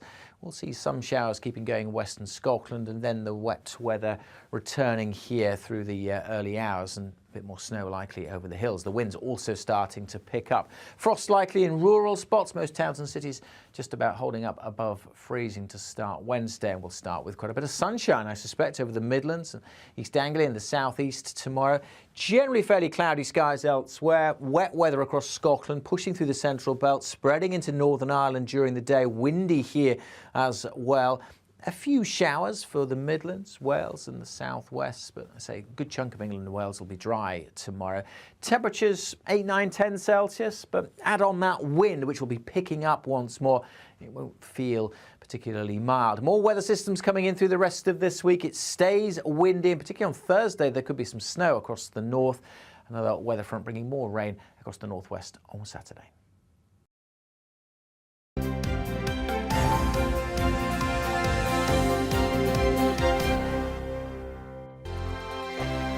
GB News is the UK's home of discussion and debate from all perspectives. To stay up to date on the latest stories, make sure that you subscribe to the GB News channel right here on YouTube. You can watch us live 24/7 across the whole world. You can also check out exclusive content and catch up on previous episodes of your favourite shows.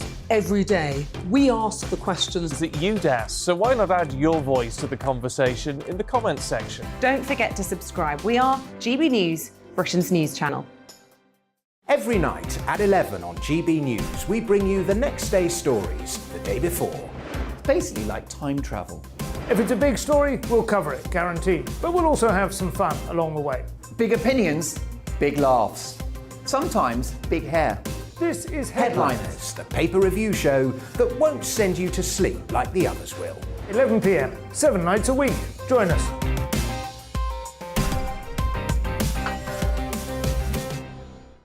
Hello there, I'm Eamonn Holmes. And I'm Isabel Webster. And we hope you can join us for Breakfast with Eamonn and Isabel. You make me laugh out loud, belly laugh. Is that important first thing in the morning? Yeah, absolutely. And there's me trying to be deadly serious. News is a serious business. Yeah, I have to rein you in sometimes. Well, it doesn't stop us laughing at it. It doesn't stop us having an opinion on what's going on. Yeah. And it certainly will not stop us reflecting what you think. Weekdays from 6 to 9:30 on GB News. I'm Dan Wootton. Join me Monday to Thursday from 9 to 11 for the feistiest and most fun news debate on TV, where free speech reigns. I'll bring you a sharp take on the day's biggest stories, bombshell newsmaker interviews, and A-list guests. And I guarantee you, no spin, no bias, no censorship, and no reason to go to bed. That's Dan Wootton tonight, Monday to Thursdays from 9 on GB News.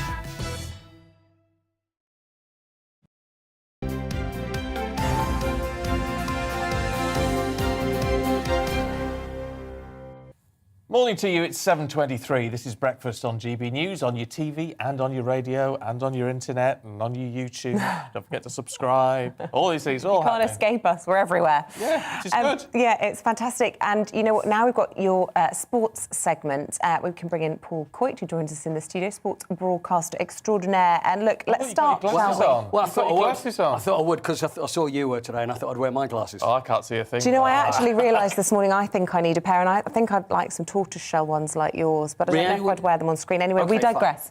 Let's talk about Djokovic. He's back to his old tricks, as in winning at tennis. Novak. Now, we've had a lot of conversations about Novak, haven't we? And I don't know whether we are the biggest fans of Novak Djokovic. I know where you stand on this thing. No. Not really. You can't see. He's cooked his goose, as far as I'm concerned. His goose is back in the oven and it's looking all right at the moment, to be honest with you. The Dubai Tennis Championships. He beat Italy's Lorenzo Musetti in straight sets. Not really a surprise. He's back. Interesting thing is that he's turning on the charm offensive, as he likes to do when he did the interview recently, and tries to say the right thing, and he's saying that I couldn't think of a better place to kickstart the season. Well, I can. How about Melbourne? In the Australian Open.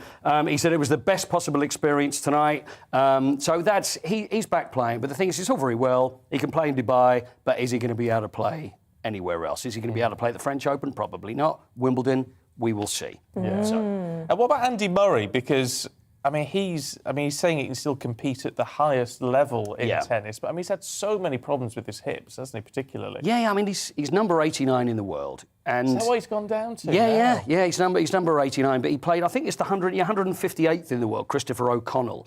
So he does seem to be playing at a lower level, and still we're all very hopeful and thinking things are going to pick up. Maybe he will return, but obviously he's not getting any younger. We're well into our 34 now. Ancient.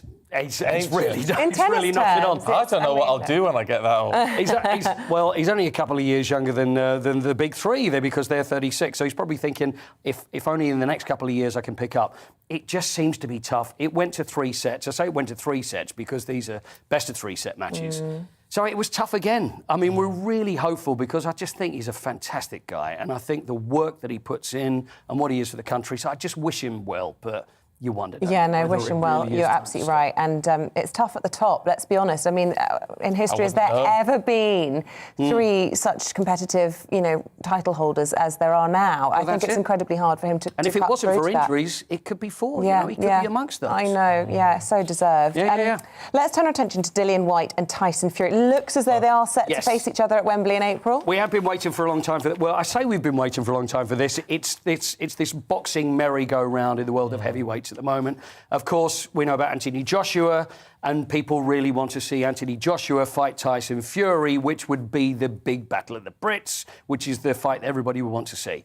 It looked like it was going to happen. Anthony Joshua lost to Alexander Usyk and lost his world titles, which then meant he would now have to fight Usyk again because there was a rematch clause. Then it looked... Now, just stop me if I start losing you on this, because I start losing myself in it. Usyk... looked like he was going to fight Tyson Fury, and there would be a payday for Joshua where he would move away from fighting Usyk, and he would get paid not for fighting, basically. Really? That's ridiculous. That was it. So we get about 5 to 10 million quid not for fighting. I said I would take that all day long. How much? Probably about 5 to 10 million, just to step away from the fight. I don't want to fight anybody. I thought you'd take the money and go for the big fight. You're going to stand away? Blimey, no. Stand aside for 5 to 10 minutes. Face. I know. Come on. Not the face. Yeah, not just the face. just work the body, leave the face as it is.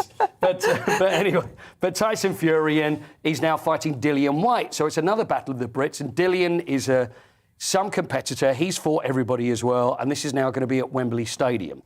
Now, there was also problems that Dillian wasn't happy with the amount of money he was going to get, which often happens in these big big fights.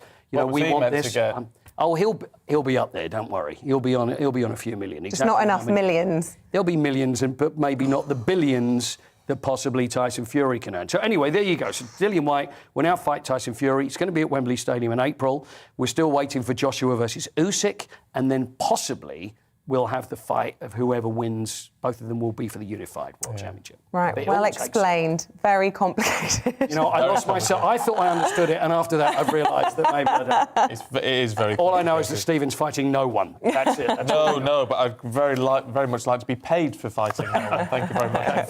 We'll catch you later on, because we're going to be talking to the curling silver medal. Yes, looking forward to silver and the curling gold medal. Yeah. Wow. So if you could help out with that, I would love to. I would appreciate it very much indeed. That'd be great fun. See you later. OK, from sport now to a GBNews investigation. It's found a huge increase in the number of cannabis plants being seized by authorities. Yeah, more than 750,000 plants were seized across England and Wales last year alone. That's up 64% on the previous year. An increasing number of homes and businesses have suffered power cuts as organised gangs sabotage electricity cables to power the farms. Well, our home and security editor, Mark White, reports now from one community in Rotherham, which has been blighted by dozens of cannabis farms over recent months.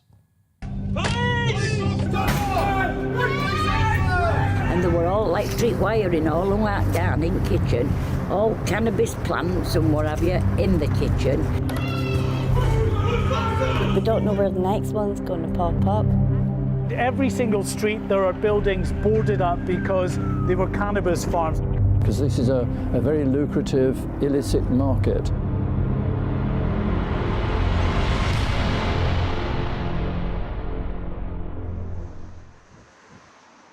Eastwood in central Rotherham is one of the town's most deprived communities. The day-to-day hardship faced by residents here is being compounded of late by the scourge of organised criminal gangs who've set up dozens of illegal cannabis farms. In street after street, the telltale signs, boarded up doors and windows on the many properties police have already raided. It's just got out of hand, really. Police are doing everything they can.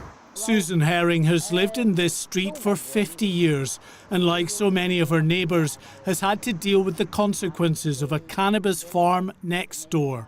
It were horrible, you know, you were sat there and it was so weird all the time. And you didn't know whether there was somebody in or somebody not in, and because you never heard them speaking. It'd just be like movements. Increasingly, the experiences of Eastwood residents are being replicated right across the country. Here in Northampton, police uncovered one of the biggest cannabis farms discovered in years, hidden inside a disused nightclub. As you can see behind me, the road has been dug up. When we force entry into buildings, into cannabis factories, what we find normally is that the power has been bypassed. On this occasion, in the basement, we've noticed that obviously it's been bypassed on a larger scale than what we would normally find. The dangers of tapping into high-voltage power supplies are obvious, and their effects are often felt in local neighbourhoods in the form of regular power cuts. It's just been an absolute nightmare. Back in Rotherham, Sarah doesn't want us to show her face for fear of reprisals. But like so many here, she's suffered repeated interruptions to her electricity supply. We've had 33 power cuts since end of August. 33 power cuts? 33 power cuts. Lasting how long? About 3 hours maximum. On one day we had 3 power cuts on the same day. New figures show a huge jump in the number of cannabis plants seized, from just over 500,000 in 2020 to more than 800,000 last year, an increase of 64%. That increase in illegally farmed cannabis is seen more widely in street-level drug dealing. Of the 223,000 drug seizures in England and Wales last year, 71% were cannabis seizures. In all, there were more than 168,000 Class B seizures of mainly cannabis last year, up 21% on the previous year. After 35 years in journalism, well, I'm not shocked by a lot these days, but we've walked around half a dozen streets in this neighbourhood, and every single street there are buildings boarded up because they were cannabis farms. In fact, in this street alone, there are 3 separate buildings now out of use. Across the country, the trade in cannabis is fueling growing levels of gang violence as criminals fight to control the market for a drug that has a higher profit margin than cocaine. Well, this is a typical street that we're in now, and indeed this is a typical house that you see boarded up. But Dr. Alan Billings is South Yorkshire's Police and Crime Commissioner. This property in Eastwood is one of more than 60 cannabis farms raided by his officers in the area in recent weeks. every one of the potted plants that I see is worth about £1,000 altogether. So even a small terraced house like this might have a dozen or more in each of the rooms, and every room will have plants growing in it. So it's a lot of money that they have. And it is those vast profits that continue to fuel this illegal trade. For every cannabis farm raided here in Eastwood and elsewhere in the country, others quickly pop up in their place. Mark White, GB News, Rotherham. Well, coming up, we're going to go through the papers with Martin Daubney and Amy Cameron. But first of all, we're going to take a look at... Well, we're not going to take a look at the forecast. In fact, we're going to have a break. See you in a moment.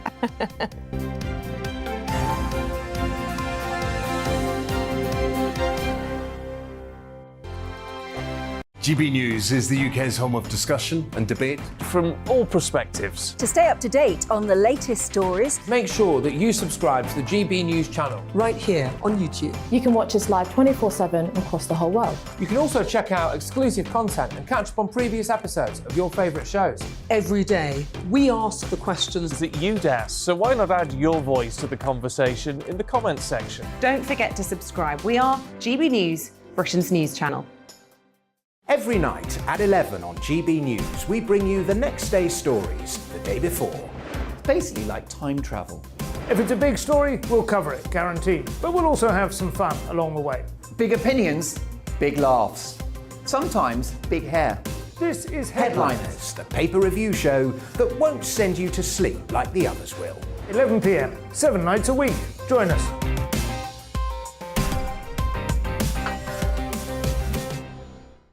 Hello there, I'm Eamonn Holmes. And I'm Isabel Webster. And we hope you can join us for... Breakfast with Eamonn. And Isabel. You make me laugh out loud, belly laugh. Is that important first thing in the morning? Yeah, absolutely. And there's me trying to be deadly serious. News is a serious business. Yeah, I have to rein you in sometimes. Well, it doesn't stop us laughing at it. It doesn't stop us having an opinion on what's going on. Yeah. And it certainly will not stop us reflecting what you think. Weekdays from 6 to 9:30 on GB News. I'm Dan Wootton. Join me Monday to Thursday from 9 to 11 for the feistiest and most fun news debate on TV, where free speech reigns. I'll bring you a sharp take on the day's biggest stories, bombshell newsmaker interviews, and A-list guests.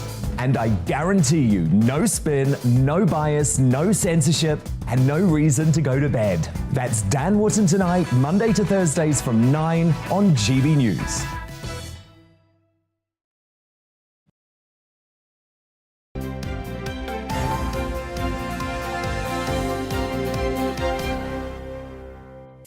"7:36, very good morning to you. This is Breakfast on GB News, on your TV, on your radio, online. Let us know how you're watching or listening today. They're laughing at phone. They're laughing in my ear. I have no idea why. At gbviews@gbnews.uk. Time to take a look at your Tuesday morning front pages. Lots of serious news, a lot of it developing overnight. The Telegraph leading with Vladimir Putin's warning of bloodshed as he moves so-called peacekeeping troops into Ukraine. The Times has that as well. They report tanks have been deployed to pro-Russian regions of the country. Here's the Daily Mirror. It reports free lateral flow tests will be scrapped under the Prime Minister's recently unveiled Living with COVID plan. Their headline, lateral blow. The Independent takes a more pessimistic tone as it leads with Chris Whitty's warning that new variants will still pose a threat in the future. Well, that's just common sense, actually, yeah. to be fair. Stating You're a scientist. Let's take a look inside the papers now. We're joined by the Deputy Leader for the Reclaim Party, Martin Daubney, and joining him is climate campaigner Amy Cameron. These two are always lively, so worth sticking around for. Martin, let's start with the front of the Telegraph, and they're talking about Putin, but you've actually chosen the story focusing also on their front page on announcements about boosters, possibly for all over 50s from the autumn. JCVI keeping their options open. Yeah, so I think yesterday should have been a day of some celebration. The end of all the restrictions. It was 2 weeks to flatten the curve, and they've had 2 years to flatten the country. They've flattened the economy. They've destroyed mental health, record waiting lists, record amounts of children's education being lost. And then the three horsemen of the COVID apocalypse, Boris, Whitty and Vallance, were there. The fourth, Keir Starmer, wants even more, sooner, harder, longer lockdowns. And they sort of said the key to unlocking Britain now is jabs. So more jabs, a fourth and a fifth booster from autumn and then next spring, 8 million jabs in total. And that's the key to restoring our liberties in full. I don't believe them. I don't believe them? I don't believe anything they say. And the reason I don't believe them is because they've changed their position or lied since the very beginning. Boris was having a party while the rest of us were imprisoned. So was Keir Starmer. They're having a Labour lager up. Wow. They lied about COVID passports. They're still talking about wearing masks. They're still saying NHS mandates for vaccinating 100,000 staff could be back on the table. They're still saying new variants could lead to future lockdowns. But also... I think if anybody thinks this is over, I think they're being optimistic at best and deluded at worst. OK, well, what do you make of that, Amy? I mean, obviously the scientific evidence has been published in full to show that vaccinations very much help in reducing severe illness and hospitalisation and death from COVID. And, of course, we know that we were able to cope with Omicron because of vaccination. Yeah, I find Martin's position on this somewhat confusing in that you are, on the one hand, kind of very strongly advocating for a return to normal, and then, on the other hand, rejecting the one thing which is bringing us closest to achieving that, which is vaccination. So you can't have your cake and eat it. That doesn't stand up. But if you have people who have 3 jabs and a booster are still routinely getting COVID. Yeah, but they're getting COVID. Yeah, but if you have death rate is down across the board because they've been vaccinated. No, it's not. If you have look at Omicron in South Africa, it was natural immunity has kicked in. That's what Omicron is. I think what we have seen and what we've seen with Omicron is the huge benefit of a vaccination programme which has reached the vast majority of people in the UK now, and it's thanks to that the hospitalisation rates are down. Now, no one wants to go back into a lockdown, except maybe the Reclaim Party who've made a lot of political hay out of it. But otherwise, I've been against lockdown at the very, very beginning. All of us are looking for a return to normal. Vaccinations for those who are vulnerable, so we're talking about people over 50s, similar grouping to those who receive flu vaccinations. So there's nothing unusual about this. It goes back into a standardised NHS process, good opportunity to also go in and see your doctor at the same time for many people who don't have a lot of exposure to their doctor. I think these are the kind of measures which are actually a plan for returning to normal. So let's keep this stuff which protects us, that keeps us safe, and which has no implications for our liberty. This is about protecting the most vulnerable in society and ensuring that we are ready. We've already heard from the scientists that we should expect more variants, and we know, thankfully, that Omicron proved to be well combated by the vaccinations that we had in place. Why would we throw that away at this late stage? Because lockdowns have given Liberals in particular a taste for totalitarianism. You know, look at what's happening in Canada.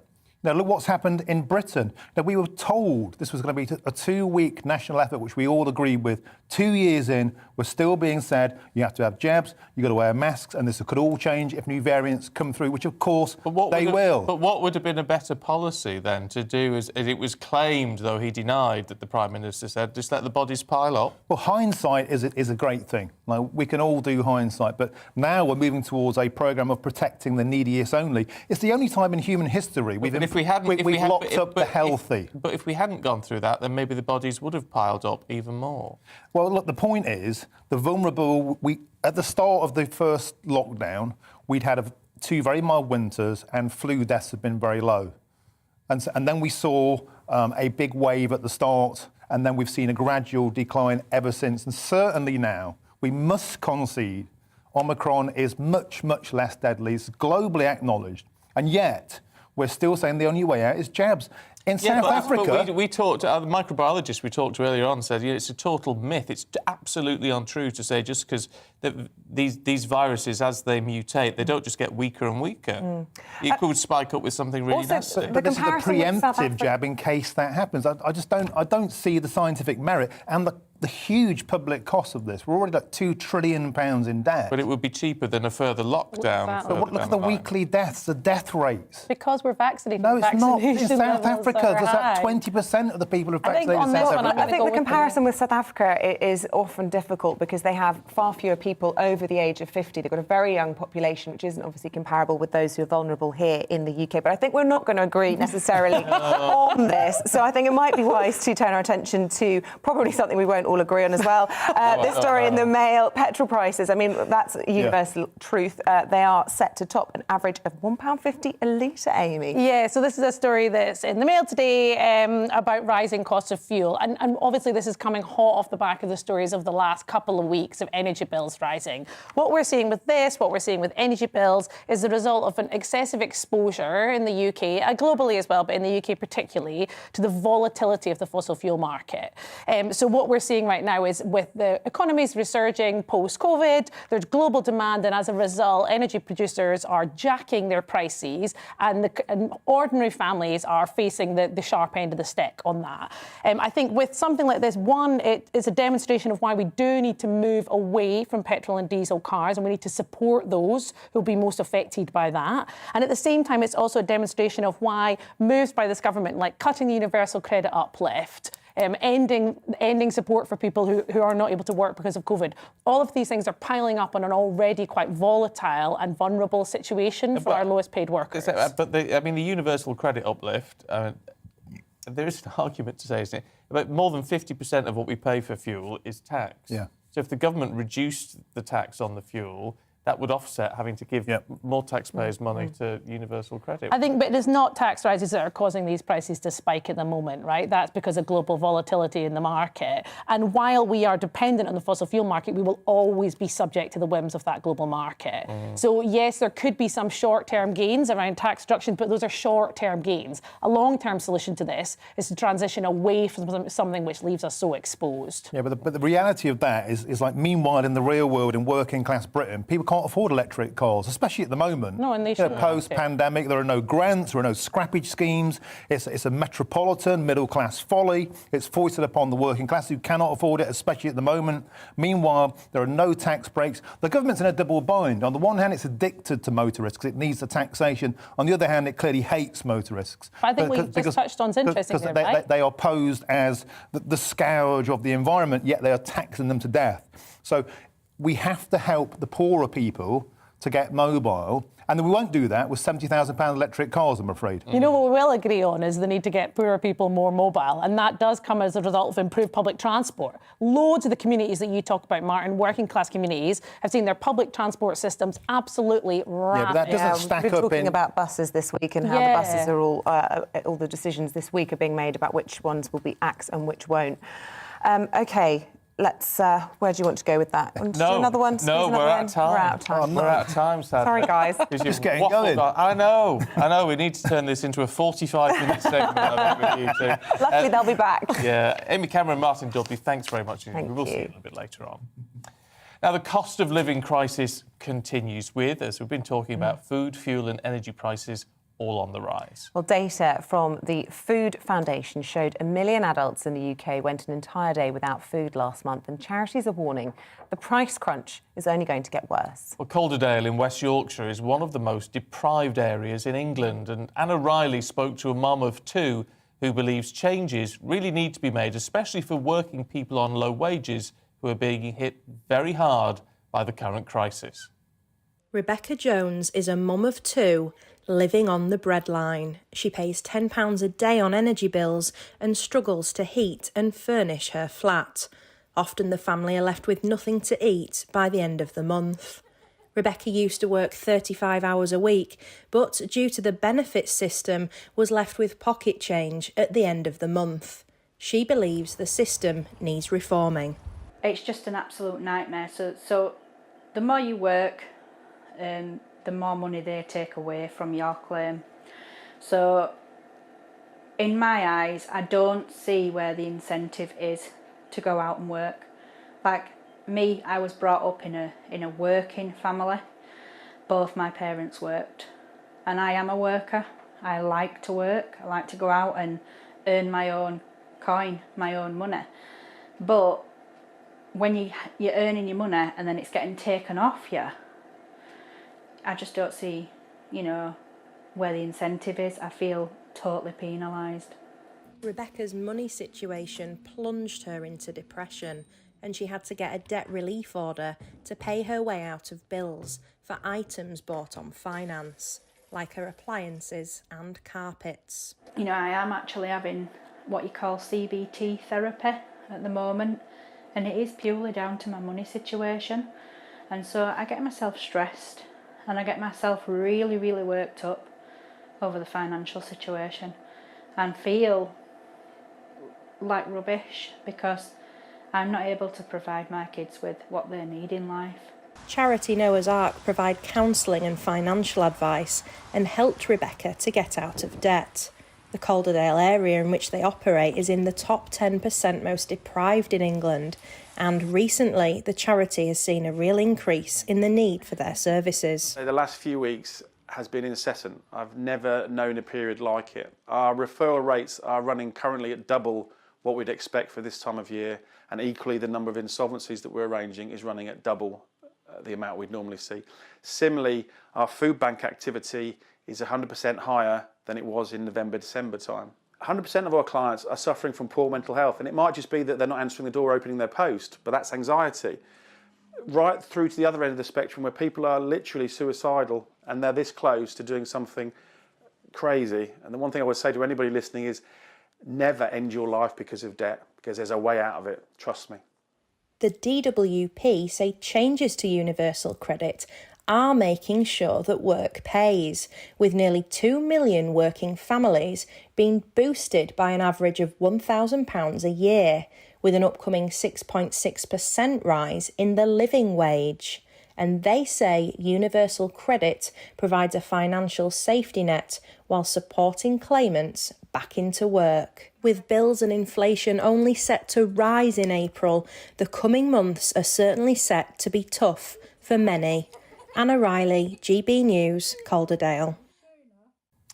A 23-year-old student has become a Twitter sensation for naming and shaming councils into taking action on scandalous social housing. Yeah, Kwejo Twenaboa's video of one anonymous family home has been viewed over 500,000 times, highlighting the horrendous conditions many social housing tenants are forced to live in. Let's take a look.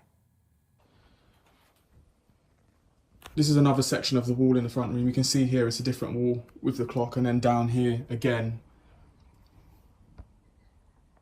You can see for yourself, like, it's the fact that they've sent surveyors here, so-called surveyors here, from Catalyst to come and look at this, and they've come and left saying it's all right and blaming the tenants' lifestyle for it, is just beyond a joke.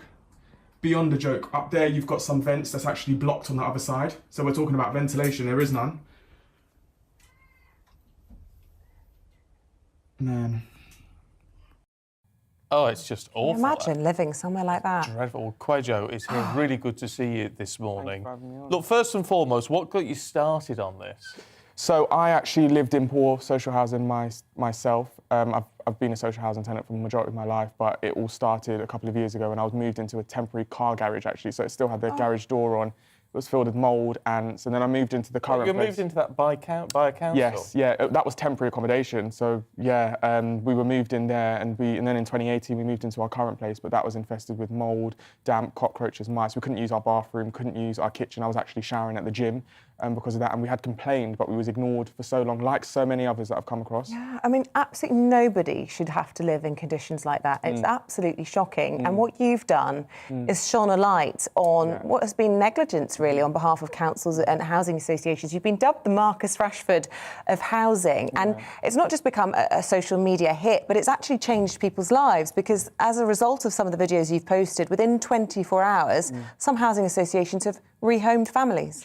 Yeah, no, that's correct. So I've had to reach out to a few, well, since I've started posting the videos now, I actually reach out to the CEOs of these housing associations and councils. So for a few of them, like the one that we've been shown, they've actually been moved out temporarily and suitable accommodation has been looked. But there was one that was moved out. I emailed the CEO, and within 2 hours, they were moved out of the home, and they had agreed to rehouse them permanently in new accommodation, basically. Why is it when, I mean, someone's got in touch this morning, Michael, who says, if the council is doing something wrong, yes, shame them, the media do it, so why not the single individual? If your family is suffering, draw attention to it. Well, the problem seems to be, from what you're saying, is they are drawing attention to it, and then they're told, it's your fault. Exactly. I mean, it's failures at multiple levels, not just by the housing associations, councils, but also by the government, MPs and councillors, because tenants do complain. They've been complaining to the Ombudsman, they've been complaining to the regulators. I reported my housing association to the regulators, and it wasn't investigated properly.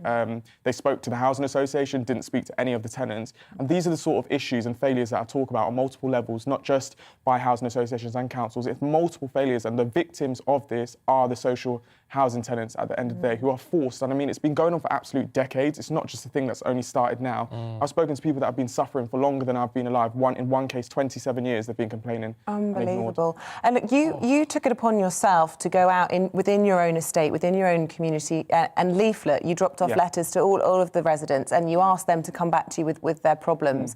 How common were these sorts of horrifying scenes? I mean, I thought my place was bad until I actually started going into my neighbours, and I went across, I think it was 450-something homes, and I posted a letter. By the time I'd posted the last letter, I'd already received calls, WhatsApps, texts, emails, videos being sent through of just, I mean, beyond, I couldn't believe it. I walked into some of the homes and I had to stay silent for a while because I was genuinely lost for words. It's part of the problem here. People, I mean, you mentioned council leaders and housing association leaders, but MPs and all the rest of it.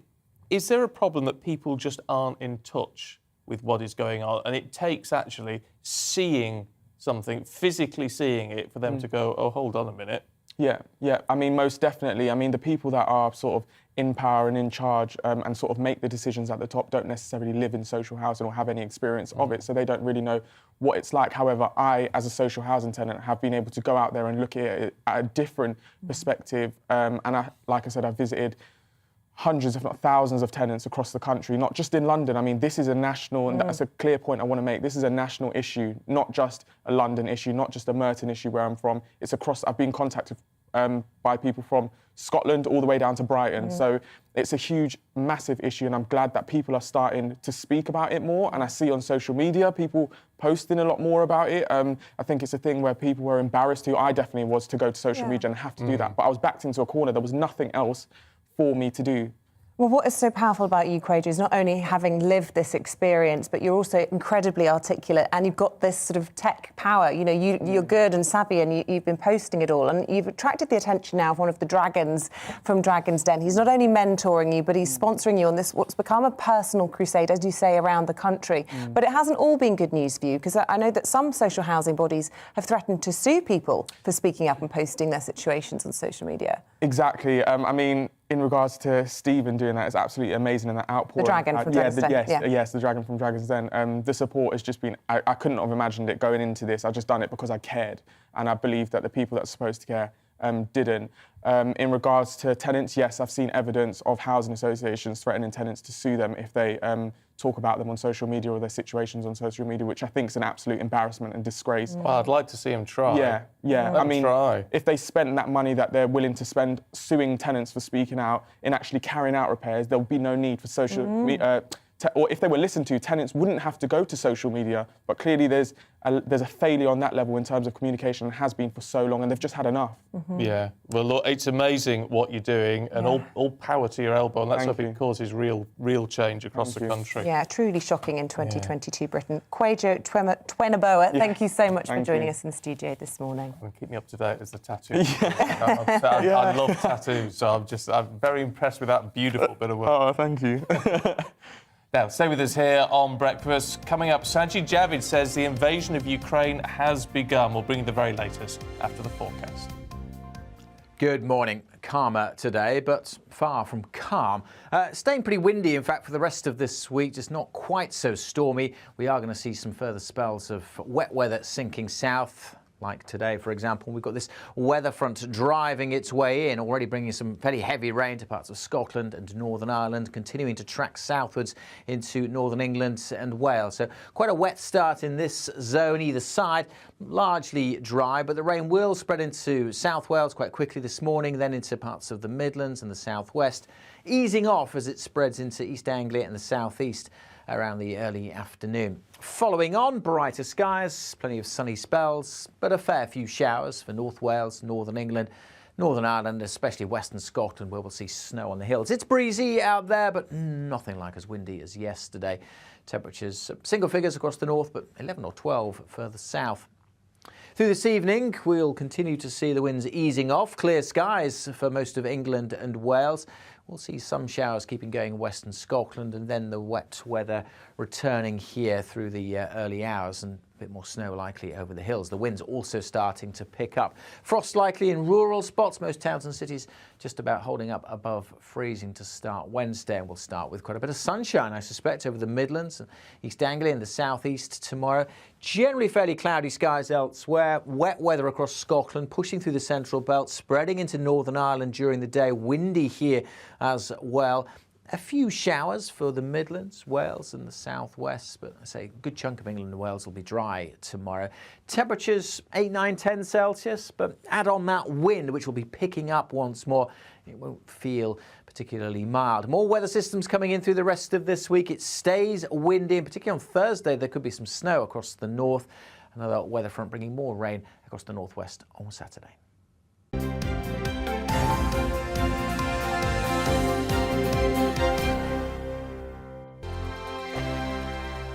GB News is the UK's home of discussion and debate from all perspectives. To stay up to date on the latest stories, Make sure that you subscribe to the GB News channel. Right here on YouTube. You can watch us live 24/7 across the whole world. You can also check out exclusive content and catch up on previous episodes of your favourite shows. Every day, we ask the questions that you'd ask, so why not add your voice to the conversation in the comments section? Don't forget to subscribe. We are GB News, Britain's news channel. Every night at 11 on GB News, we bring you the next day's stories the day before. It's basically like time travel. If it's a big story, we'll cover it, guaranteed. But we'll also have some fun along the way. Big opinions, big laughs. Sometimes big hair. This is Headliners, the paper review show that won't send you to sleep like the others will.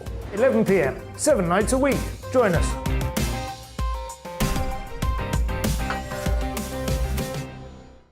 Hello there, I'm Eamonn Holmes. And I'm Isabel Webster.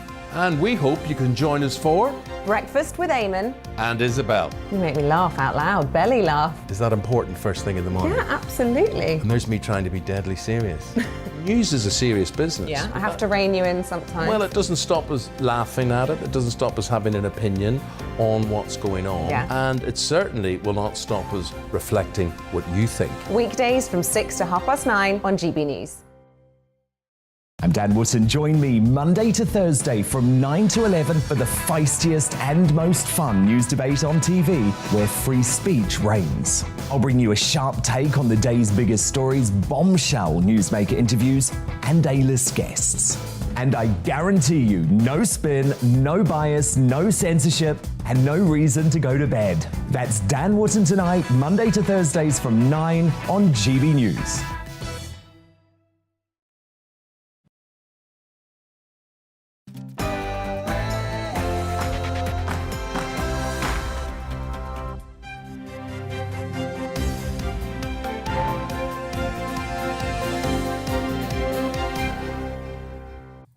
Good morning, it's 8 o'clock on the 22nd of February. This is Breakfast on GB News with Stephen and Isabel. We're live across the whole of the UK, of course, on your TV, on your radio and online. So wherever you're going this morning, you can take us with you.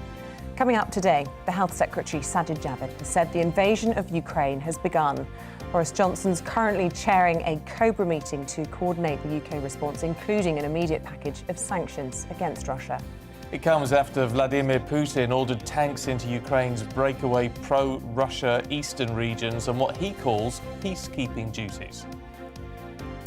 And the government announces that all COVID restrictions will end this Thursday, with free mass testing ending in April. We'll find out how you feel about life beyond COVID. Also coming up in the programme, our Home and Security Affairs editor Mark White investigates the UK cannabis farms causing energy blackouts in Rotherham and what the police are doing to fight back. And don't forget, you can join in all of our discussions, as always, by emailing gbviews@gbnews.uk, or you can tweet us at gbnews.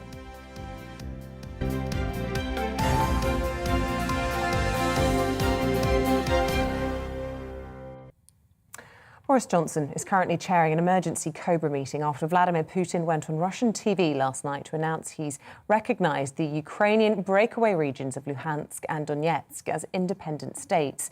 The Health Secretary, Sajid Javid, has this morning responded to the news by claiming that the invasion of Ukraine has begun. Well, Downing Street has said they'll impose sanctions and explore sending further defensive support to Ukraine if required. The Foreign Secretary says the Russian leader's actions can't be left unpunished. Well, let's get the very latest now on that Cobra meeting from Tom Harwood, who joins us in the studio. Good morning, Tom.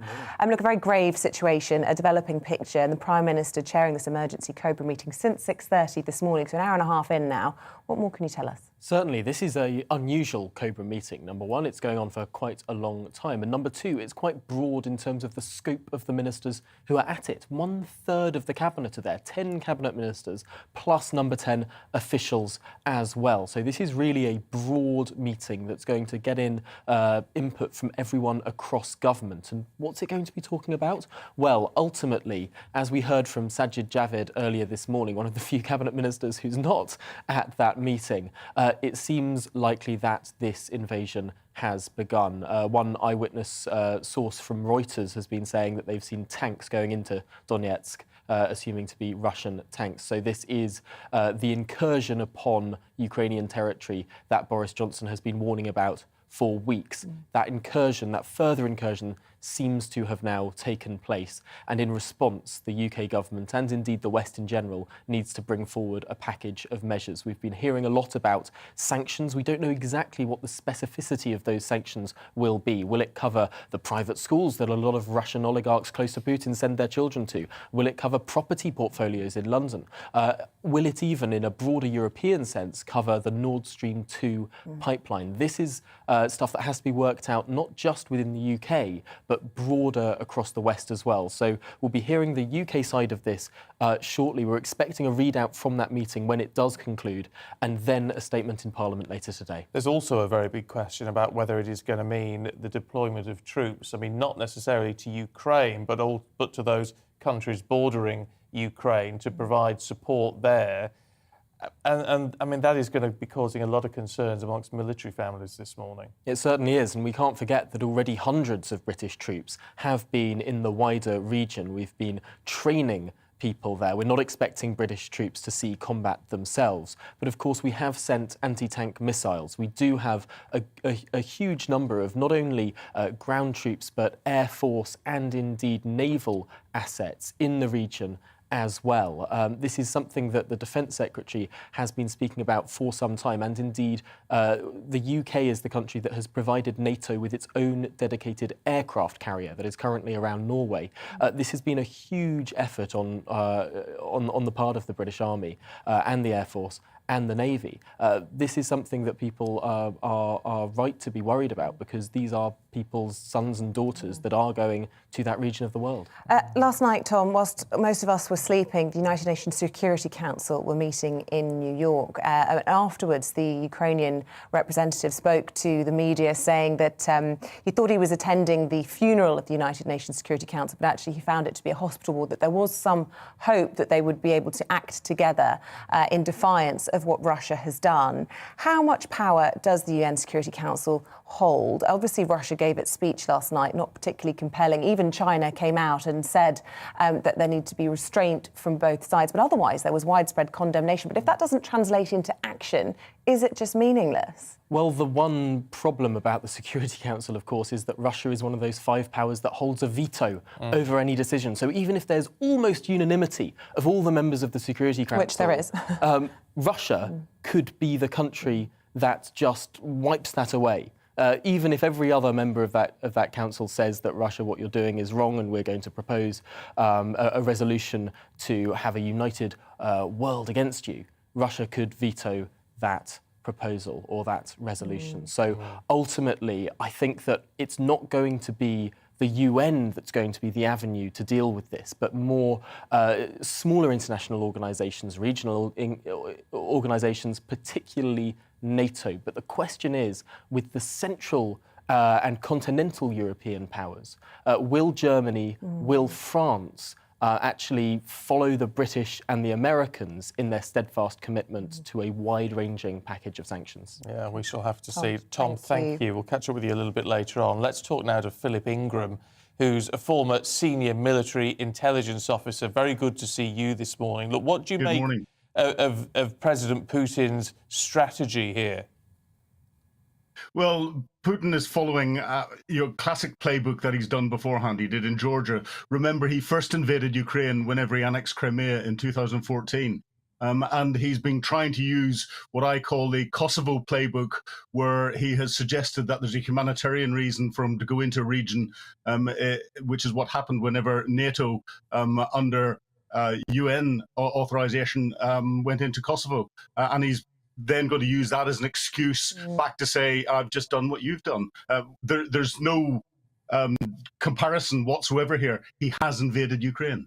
But he knows that there are going to be consequences to this. I mean, obviously, the West has done what it can to have that very strong rhetoric. He knows there are going to be consequences. So is he just prepared to battle it out? I mean, he's certainly got the numbers.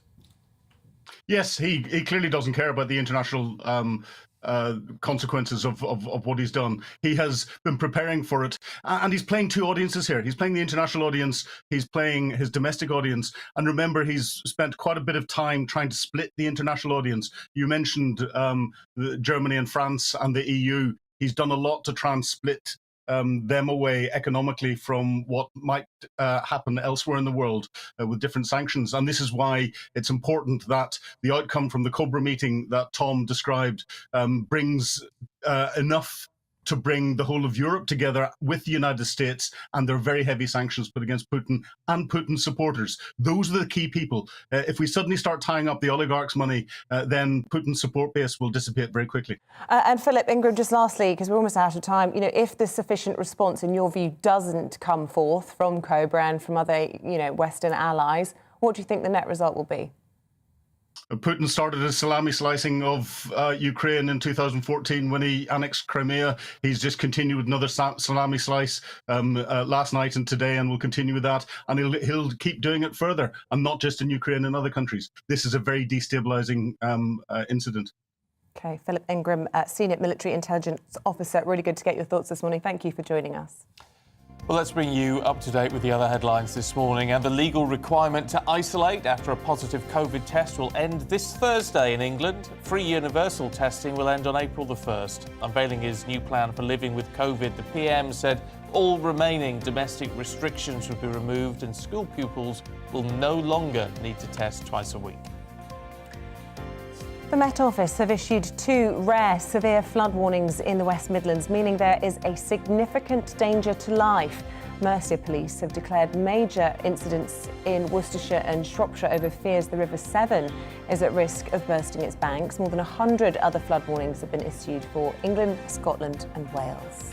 Public Health Scotland has found that deaths wholly linked to alcohol is now higher in Scotland than it was before the pandemic. The increase driven by men and those aged 45 to 64. The Director of Public Prosecutions is warning there's a crisis of public trust over how the criminal justice system deals with rape and sexual assaults. Max Hill QC says a victim's suffering can be made worse by their experiences dealing with the police, prosecutors and the courts. 9 in every 11 children around the world don't have access to safe surgical care. That's new research from a Scottish charity revealing that many have to travel for up to 5 days to get potentially life-saving treatment. The charity is warning most women don't recognise the key symptoms of ovarian cancer, while GPs are also too quick to dismiss the signs.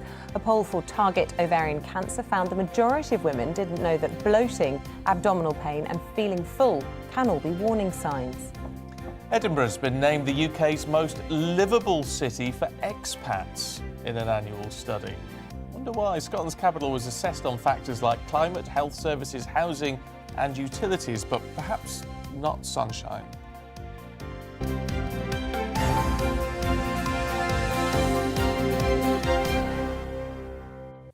Oh, I love Edinburgh. I love Edinburgh. It's absolutely beautiful, but it's chilly. Can be a bit braw. It can be a bit brisk. Look, we were talking about hedgehogs this morning because there's a decline in the countryside, though the numbers in cities and towns is remaining pretty stable. Talk about habitats being destroyed and things. So we need to work on that. We need to protect our hedgehogs. So we've been asking if you've got hedgehogs in the garden, and lots of you getting in touch this morning. Yeah, Michelle sent in these pictures that you can see from her night camera, which is fantastic. You can actually see, I think, a fox in the background. Yeah, that's right. That's from Michelle. Thank you for sending that in. I hope that fox isn't after the hedgehog. No. Lorraine says, lovely to see you both this morning. Lovely to hear from you, Lorraine. Here's the hedgehog that visits our garden, tucking into a plate of dog food. Yeah, there's been lots of debate about what you should feed a hedgehog if you do stumble upon one. Apparently wet cat food or dog food is okay, occasionally as a treat. Let's take a look at these little beauties. They've been visiting somebody's garden. I can't see their name, I'm afraid, for a bit. They said they're concerned now because they've always fed them cat food, meat, not fish, and they say we need to cherish these little darlings. Thank you, GB News, for highlighting them. Well, don't worry, because if they're eating and coming back and they're clearly having little ones, little hoglets, as they call them, then you must be doing something right. Yeah. So don't worry. If they're eating it and they're happy, fine.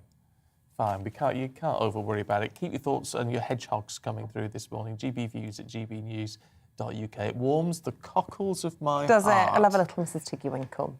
OK, with the time at 8:13, let's turn our attention to flooding. The Met Office have issued 2 severe flood warnings. That's for Shropshire and Worcestershire, where water levels there pose what's being described as a significant risk to life. This is following on from 3 storms in the last week. Yeah, over the past week, we've had those 3 storms killing, we think, 3 people, leaving 1.4 million homes without power at one point. So it has been really grim. I said to the East Midlands, right? I used to live years ago. Love it around there. Will Hollis is in Ironbridge near the River Severn. I mean, it looks very full, Will.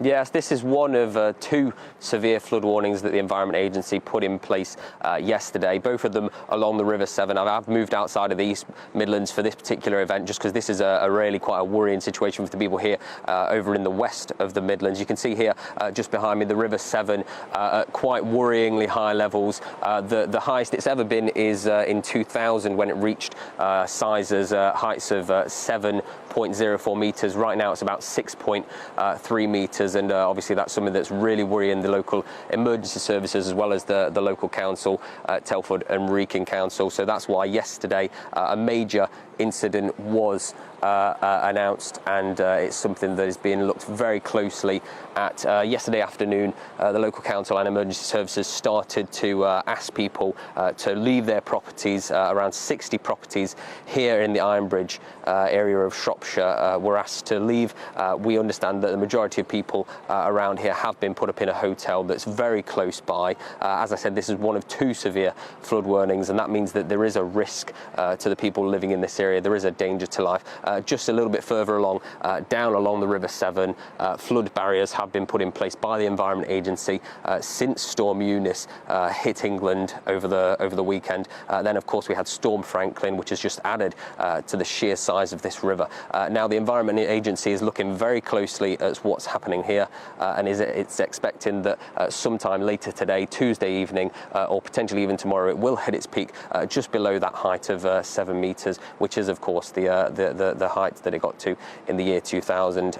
This is an area that does regularly flood. I think the latest flood happened in the year 2020, so quite a recent flood. But just because of the sheer volume of water that's passing through here and the speeds that it is passing through, it's something that the Environment Agency is looking at very closely. There's around 100 flood warnings, the highest ranking of flood warning, which means there is a danger to life.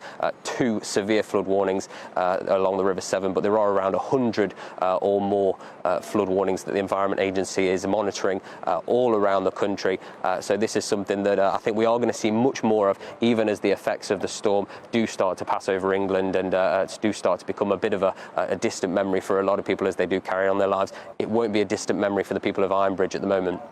Yeah, and of course that threat continuing to loom over people, as you say, until this evening. Keep us posted, won't you, Will, on any developments there. It's so difficult. And of course, all eyes on the sky in situations like this. I've covered so many floods in my time, and it's every time the rain starts again, it sort of triggers, well, real panic for people who've been flooded. It's awful. It is so depressing if people in those homes are affected, and when they're affected time and time again.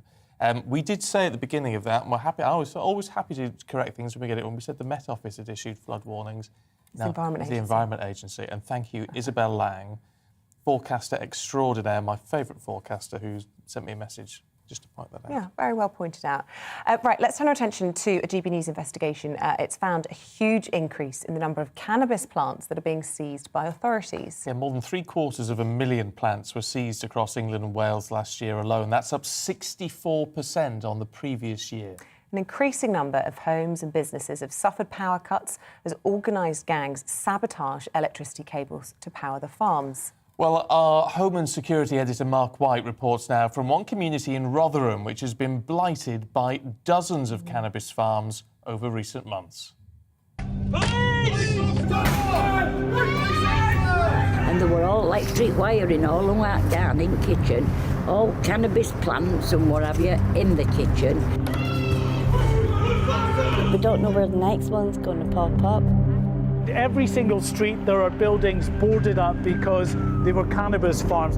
Because this is a very lucrative illicit market.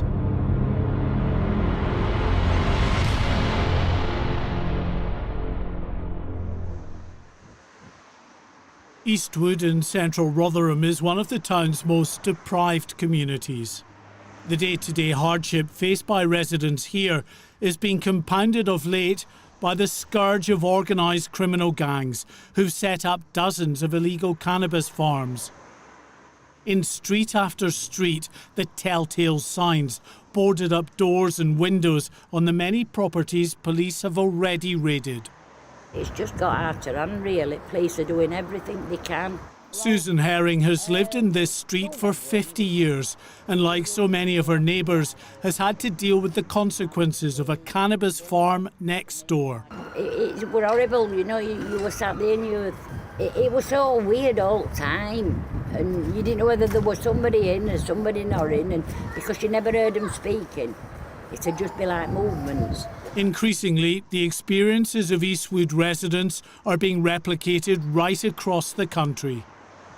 Here in Northampton, police uncovered one of the biggest cannabis farms discovered in years, hidden inside a disused nightclub. As you can see behind me, the road has been dug up. When we force entry into buildings, into cannabis factories, what we find normally is that the power has been bypassed.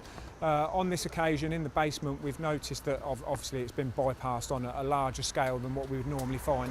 The dangers of tapping into high-voltage power supplies are obvious, and their effects are often felt in local neighbourhoods in the form of regular power cuts. It's just been an absolute nightmare. Back in Rotherham, Sarah doesn't want us to show her face for fear of reprisals.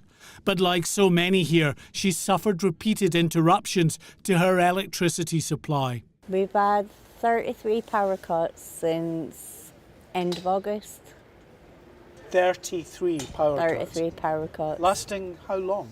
About 3 hours maximum. On one day we had 3 power cuts on the same day. New figures show a huge jump in the number of cannabis plants seized from just over 500,000 in 2020 to more than 800,000 last year, an increase of 64%.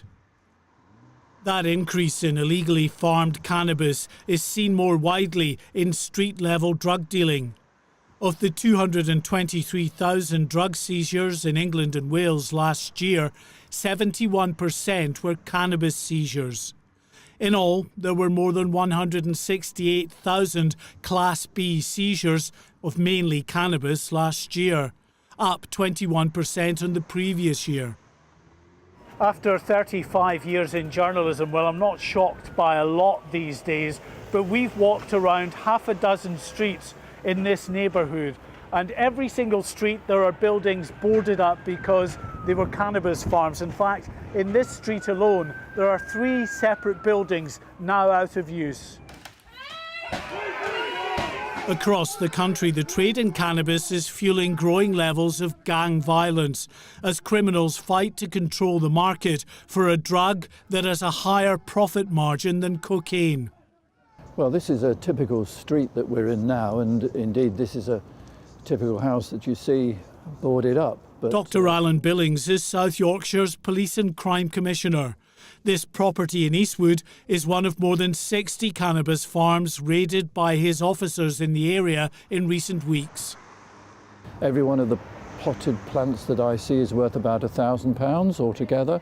So even a small terraced house like this might have a dozen or more in each of the rooms, and every room will have plants growing in it. So it's a lot of money that they have. And it is those vast profits that continue to fuel this illegal trade.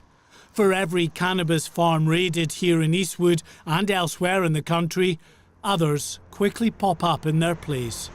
Mark White, GB News, Rotherham. Well, let's get reaction now from Steve Turner. He's a Police and Crime Commissioner for Cleveland. Very good morning to you, Steve. Look, it does seem interesting, and I have to ask you, and that's something that people have been asking us on email this morning. You know, it does seem that the UK is taking a different approach to cannabis to many other countries where legalisation seems to be becoming more widespread. Would it be easier if it was legalised, do you think, to try and control the use of cannabis? No, I think what you do is if you legalise cannabis, you just open a whole host of other problems. One of the issues we've got that wasn't touched on in your report was the strength of cannabis today. It's far superior to what it was 10 years ago or even 5 years ago. And what you'll have is if you regulate something, you're going to have to regulate the strength, you're going to have to regulate the control of it and the sale of it. And then all you'll get is these farms will still go on, but they'll be selling more harmful products, stronger products at a cheaper price. So the market will always still be there if we try and pretend that legislation is going to change that. Isn't there an argument to say, though, Steve, that in all of this, I mean, all sorts of measures have been tried. It clearly isn't working in areas like Rotherham, where Mark was reporting from. You know, we've got these almost on every street. There's something illegal going on. We've got to look at something new, haven't we? We have, and I reflect what I've seen on the report here in Cleveland as well. It is a constant problem, and it's a constant challenge to our officers to close these things down. I think what we've got to do, though, as a society, too many people do turn a blind eye to this, and the narrative that comes out that it's not a harmful drug or it's not a gateway drug or it's not addictive is something we've got to counter. There's a growing voice of people with loud voices that are perpetuating that myth, and they don't understand the challenges. So when you look at places that have legalised cannabis, you don't see a drop in crime, you don't see a drop in hospitalisations. What you see is two different markets for the product.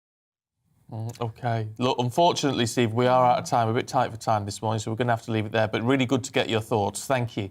OK, thank you. Well, we had to leave that because coming up in a moment, we'll be speaking to the Team GB men's curling team who took the silver medal at Beijing in a tense final last week. So don't go anywhere. See you in a moment.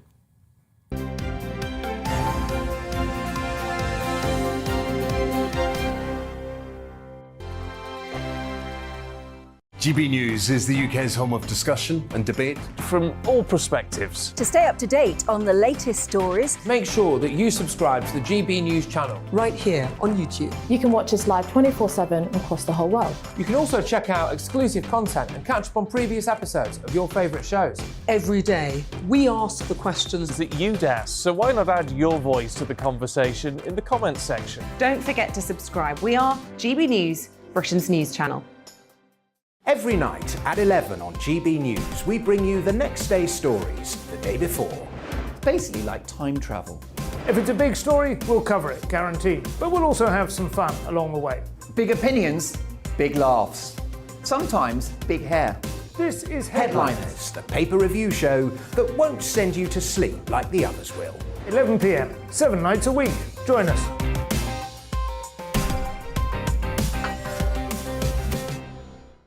Hello there, I'm Eamonn Holmes. And I'm Isabel Webster. And we hope you can join us for Breakfast with Eamonn and Isabel. You make me laugh out loud, belly laugh. Is that important first thing in the morning? Yeah, absolutely. And there's me trying to be deadly serious. News is a serious business. Yeah, I have to rein you in sometimes. Well, it doesn't stop us laughing at it. It doesn't stop us having an opinion on what's going on. Yeah. And it certainly will not stop us reflecting what you think. Weekdays from 6 to 9:30 on GB News. I'm Dan Wootton. Join me Monday to Thursday from 9 to 11 for the feistiest and most fun news debate on TV, where free speech reigns. I'll bring you a sharp take on the day's biggest stories, bombshell newsmaker interviews, and A-list guests. And I guarantee you, no spin, no bias, no censorship, and no reason to go to bed. That's Dan Wootton Tonight, Monday to Thursdays from 9 on GB News.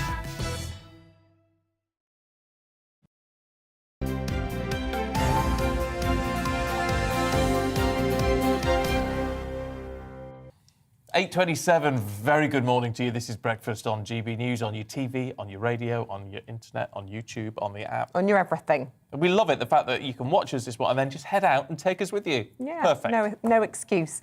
Look, we're talking about the Beijing Olympics. Last Saturday, Team GB's men's curling team secured our first Beijing Winter Olympics medal, winning silver after what was, quite frankly, a tense final against the world champions, Sweden. Well, Bruce Mower, Grant Hardy, Bobby Lammy, Hammy McMillan and Ross White did the nation proud, of course, as they took their opponents to an extra end. The game sadly finishing 5-4, though, in the opponents' favour. Well, a very warm welcome to the programme to all five of you. Welcome back to the UK as well. And thank goodness for you. How does it feel to have come in as medal winners for us? Yeah, thank you for having us. Yeah, we're really having a good time here, and we're just so glad to be home and to see all the support that we've been getting. It's been amazing. We're joined in the studio today by Paul Coit. He's our sports broadcaster, and he's been following your progress very closely. So I'm going to bring him into our conversation this morning. Paul. Guys, many congratulations, and it really is a terrific performance. But there was the one thing that I was worried about when I was speaking to, or when I heard you being spoken to. Basically, everybody kept saying the same thing. You must be very proud. You may have lost the final, but has the dust settled? Because it must be like losing a World Cup final to get so far. How do you feel now? Has everything calmed down, and now you can be proud about what you've done? Yeah, I think we're getting there.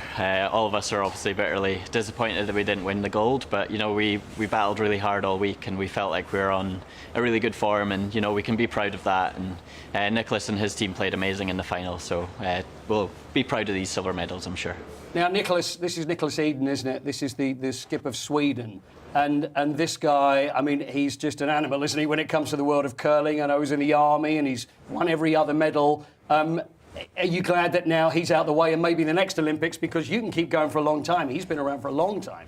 So then maybe the next one you can play and he won't be there. Yeah, we don't actually know if he's leaving or not, but he's won nearly everything in the sport of curling. So for us to hopefully have a chance in 4 years' time, we'll definitely go back and we'll try and win that gold. I just want to ask Bobby or Grant or Hammy or Ross this question. I see you're at the Langham Hotel, and they've set up a sort of makeshift curling venue there in the centre of London. I wonder if you are hopeful that your success at the Olympics will be inspiring other people who might be interested in taking up the sport. Yeah, I think so. Hopefully, we can inspire a nation. We're fortunate enough that Scotland's got over 20 rinks, and we're kind of gutted that England and Wales don't have as many as that. I think maybe only 3 in England. So but hopefully, what the job we've done out there, and we've seen how we've kind of gripped the UK. So hopefully, just us being out there and bringing back a silver, and the girls bringing back a gold. Hopefully, we can inspire the next generation. Hopefully not before 2026, but after that, then hopefully we can see a lot more ice rinks down here, and a lot more curlers. Yeah, I mean, that is the joy, isn't it, of the Olympics, the inspiring and getting new people to come through. And I don't want to end on a downer, but I do just want a reflection, if I may, on how you feel Team GB did overall, because it was, would you say it's fair to say, a disappointing games for Team GB? I would say that we were obviously wanting a few more medals, but we all went out there. We had some amazing performances across the whole team. we were inspired to see some of the amazing talent that was on display there. And for the curlers, we're just so happy that we were able to bring back 2 medals from the 3 events that we played. And we have to thank the National Lottery for everything that they put into our sport and all the other sports across Team GB. Everyone that plays the lottery really helps us fund our dreams and to achieve this medal. Bruce, I've got to say that you are inspiring lots of people, and also people down south, because for a fact Stephen and I will be taking up curling and hopefully going for the next Olympic Games. Am I not invited? No. Well, you can play the ladies or the mixed doubles. We could do, of course. So you are inspiring people, there's no question about that. But I do want to ask you about that final end, because what did it feel like to that final, it was that 10th end, you know that the whole country is behind you, we've got no medals, we're very excited about what you can manage. Were you aware of everything that was going on at home, and how nervous did you feel during it? I think I was a wee bit, kept away from all the media attention that we were getting back home. I was talking to friends and family, and they were kind of telling me how amazing it was back here. But I've really started to notice it now is probably when I'm starting to see it. But whenever we were in the game, it felt like we were just trying to battle back a wee bit. And then that final end, we really thought we were going to make Nicholas play a really tough shot to win the Olympics. And we were just so close. That last stone is going to haunt me for a while, I think. But. Well, look, boys, I tell you what, you should be so proud of what you've achieved and those silver medals. How many people in the world have got a silver Olympic medal? Be proud. You've done so well. Really good to talk to you today. Yeah, thank you very much. Cheers. Thanks.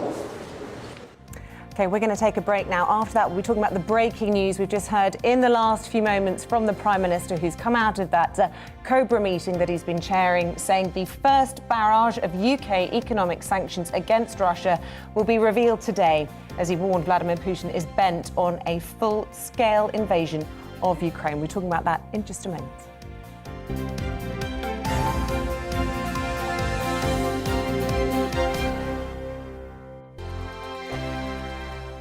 GB News is the UK's home of discussion and debate from all perspectives. To stay up to date on the latest stories, make sure that you subscribe to the GB News channel right here on YouTube. You can watch us live 24/7 across the whole world. You can also check out exclusive content and catch up on previous episodes of your favourite shows. Every day, we ask the questions that you'd ask, so why not add your voice to the conversation in the comments section? Don't forget to subscribe. We are GB News, Britain's news channel. Every night at 11 on GB News, we bring you the next day's stories the day before. It's basically like time travel. If it's a big story, we'll cover it, guaranteed. But we'll also have some fun along the way. Big opinions, big laughs. Sometimes big hair. This is Headliners, the paper review show that won't send you to sleep like the others will. 11 p.m, 7 nights a week. Join us.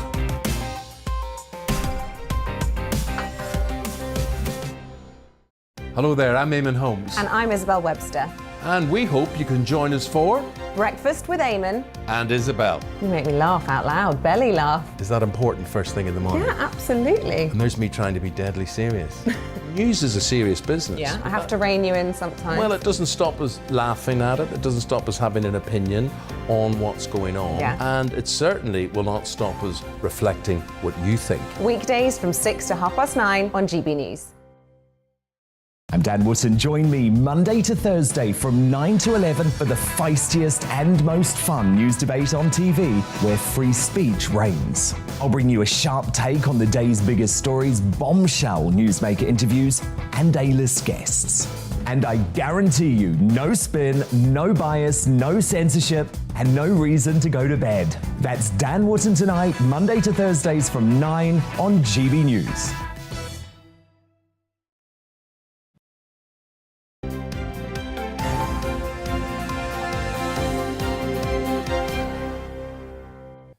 .35, this is Breakfast on GB News. Time to take you through all the papers this morning. We're joined by Deputy Leader of the Reclaim Party, Martin Daubney, and climate campaigner Amy Cameron. Morning to... Oh, we've cut Martin off that shot. Hello. Hello, guys. That's a plan, Martin. We don't want to hear from you. I can take it. Yeah, we'll kick off with the Times, Martin, looking at policing Yeah, so there's a big report out. Sir Michael Bob, a former government advisor, spoke at the Centre for Policy Studies about the state of modern policing. His takeaway was it's unfit for purpose. He calls them Betamax coppers, perhaps showing his age a bit there. Yes. That they're basically not up to speed with current crime because 40% of it is online. He also makes an interesting point. The police force has changed over to becoming more of a social service, so helping with the mental health of people and family breakdown. I'd like to go a step further and say that I think the police has completely lost its way in as far as the way it's policing language online. It's going for hate crimes, it's trying to make misogyny a crime, inventing new crimes, ostensibly, policing language, what people say and tweet, at a time where actual crimes like burglary is like a 4% but that's not rate. the police doing that, is it? I mean, that's the police do as they're told. They're given the remit by government, aren't they? No, but so the police forces of Britain have become obsessed with policing tweets and not streets, and taking the sort of the path of Stonewall, of Pride, political organisations with political motives, and they're criminalising ordinary citizens for what they say online, which is completely wrong. And I think they need to be stuck up for. Justice is inverted, and I think the small person needs a voice. And watch your space. We've got something planned at Reclaim. What's wrong with Stonewall? Stonewall is a political organisation, and there's nothing wrong with campaigning for the rights of a minority. But when they are involved in a public body, it's a political movement. And what I'm saying is, if you're policing without fear or favour, no political group should be involved in police at all. I don't think the advancement of gay rights is a political issue. The advancement of trans rights is, if you're looking at changing public space, gender-neutral spacing, that's a political motive. I think it's a red herring to suggest that the pressure the police is currently under is as a result of policing tweets. They are wasting time and money. The police have faced massive cuts since austerity, and as you rightly point out, Martin, they've also had to absorb a huge amount of other services from places that have been wildly underfunded. So things like our mental health provision, our drug addiction services, family support services. We now have a situation where the police's already very, very tight resources are being massively stretched by problems that they're frankly not equipped to deal with. Like tweets. Pardon? Like tweets. Well, I really don't think that's it. I think that is a red herring, Martin. It's not a red herring, it's a real thing. OK, well, we'll agree to disagree on that one in the interest of speed. I also think your point on online crime is interesting as well, because the government last week, 2 weeks ago, got in trouble for trumpeting falling crime rates because they disregarded online crime, which is a real blight on people's lives. So I think, again, with this government, what we see is if they don't mention a problem, then the problem doesn't exist. What troubles me with this article, and, you know, with much of the debate around the police, is it's very easy to list all the problems, but there isn't much discussion about what needs to be done to make it better, and it can't always be, we need more funding. No. You know, so what are the answers? I mean, it's such a big question. I think we should strip out all this middle management, inclusivity, diversity, net zero, political nonsense, and put more coppers on the street. People want bobbies on the beat. I think the things that you're pointing to, I would actually point to as being positive signs within the police. One of the problems with the police in the UK is that there's a massive lack of trust within communities who are often most victim to crime. So that be women, that be the LGBTQ plus community. Those communities have little to no faith in police. So I think the police's involvement in those communities in building trust at a community level is actually absolutely essential to improving reporting and policing. And then at the same time, take out things like mental health. You should not be responding to a mental health crisis with the police as your front line. You need experts who are trained and properly resourced in that. And that comes back to cuts in council funding, etc., etc. Let us know what you think about that one. gbviews@gbnews.uk. Amy, to The Guardian, looking at homelessness in 2024. I mean, it's so depressing. And I'll tell you what I find depressing. I was talking to a homeless man yesterday. And of course, they're asking for money. And more of us now I haven't got any cash. Don't use cash anymore. So how do you help people?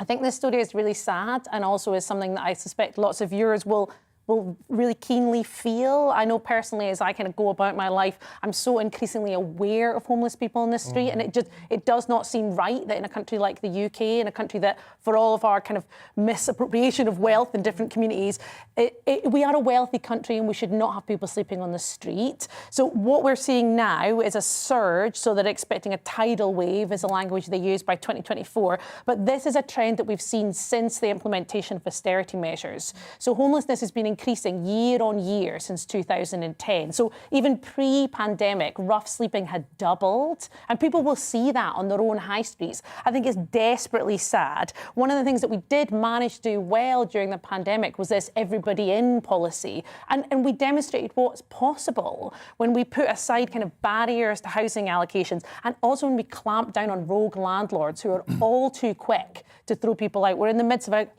cost of living crisis, a housing crisis, and these people are on the really blunt end of that. A bit of flexibility. I mean, the guy I was talking to yesterday was saying that there were winter shelters. Yeah. The council has now decided it's not winter anymore. So, I mean, despite all the dreadful weather conditions, it's not winter, so the shelters are shut. I'm just going to throw this into the mix. When I was campaigning in the West Midlands to become an MEP, I met this squaddie who was living in a hotel and was being evicted from the hotel because his space was being taken by an asylum seeker. Let's look at some numbers. 72,000 asylum seekers currently awaiting processing in Britain. Only 2,400 deported. Up to 1 million illegals in the UK. 75,000 illegals by lorry alone since 2018. £1.4 billion per year to service this. If we can control our borders, we can control the housing stock, we will be able to tackle homelessness. And I say, charity begins at home. Well, it's a point which, frankly, is difficult to argue against. I could give it a good go, Stephen, but I don't think we've got time. How much time have we got? I'm hoping we've got time for another story. Well, I want to try and move on and squeeze in one more story, Amy. This from The Express. Edinburgh, I don't know if that's where you're from, has been voted the most livable city in the UK. What makes it so special? Yeah, so I've saved this story for now because this is the only slot that my boyfriend watches. All right. I have been launching an all-out campaign for us to relocate to Edinburgh. I'm from just north of Edinburgh. I'm from Fife. Edinburgh is a wonderful city and it's been appropriately recognised here. I think there's many elements to it that make it so great. One, it's beautiful. It's really beautiful. And you've got beach, haven't you? And you've got Exactly. everything. I mean, I think the castle sited in the middle of the city makes it right up there in the best cities in the world. Yeah. And I think there's a quality of life in Edinburgh which is undeniable, partly because people have got better access to green space. It's a little bit more manageable in terms of its size. I'm just really repping this hard. Alex, if you're watching. It's just Princes Street, isn't it, basically? It's just, that's all there is to Edinburgh. Oh, no, but that's fine. Princes Street. Careful, she's going to jump you. Whoa, but you've got to love Princes. I love Princes It's Street. beautiful. Yeah. It's absolutely beautiful. I'm It's just a obviously bit cold. biased. It is a bit cold and a bit wet, little bit but cold I and love wet, it. But where's not? Yeah. At this point, I'd say. What did it score well on, just quickly? What was it? What were the reasons for this being? It was apparently about, this particular study was about the welcomingness and kind of accessibility for expats. Okay. So for people moving to the city, it's apparently number 17 in the world, number 1 in the UK. Oh, Get yourself up there. Stuff. Yeah, if you've never been, definitely go and have a Absolutely. visit. Get yourself around the castle. Oh, I love the castle. Look, good to see you both this morning. Martin, Amy, thank you very much indeed. Now, Boris Johnson announced last night that all legal self-isolation measures in England will end this Thursday with free mass testing axed on the 1st of April. Well, our national reporter, Paul Hawkins, have we got him? I think we've got him. He's at Waterloo Station for us this morning. Paul, thank heavens that signal came back just at the last second. What do people make of it there? Because certainly, I mean, commuters have been pretty badly affected by some of these restrictions. Yeah, I would say people here this morning, they've been... some people, frankly, that it doesn't make much of a difference to their lives. We were asking them, you know, are you worried about the COVID restrictions in England being lifted so early? Are you worried about the onus being on personal responsibility to stay at home and self-isolate if you test positive, as opposed to being legally required to stay at home? One woman did say to me that she said, I've just got 2 words for you, personal responsibility, and then she walked off, which is that if people do follow that, and if they do feel a duty to their fellow citizens, to the people they work with, to their family and friends, to stay at home, then yeah, OK, we don't need it to be law. But clearly she had concerns that not everyone is going to do what Boris Johnson thinks many of us will do, and that was a big problem. Another concern as well also that came out was testing as well, because of course testing is going to be ramped down. It won't be universally available from April the 1st, and instead will only be available to those that work in social care or are deemed at risk, and the government hasn't defined what at risk means, so that still needs to be defined.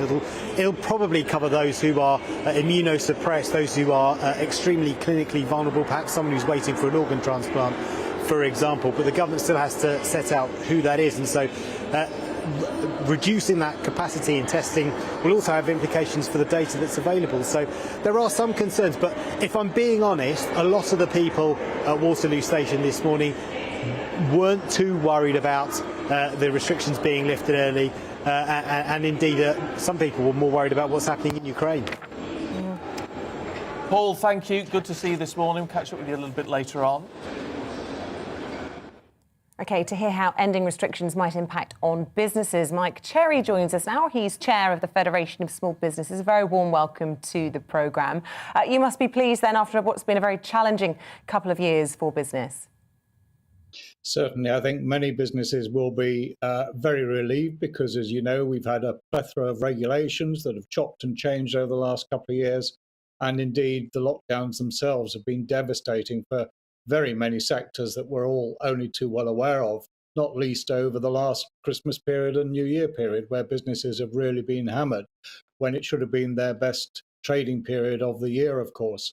And that's all thanks to the vaccines, thanks to the boosters, and it will mean that people can get back into the city centres, back into the town centres and restore confidence, we hope, so that we can get businesses back to normal trading and let's get the economic recovery fully underway, which is what businesses have been calling for some time.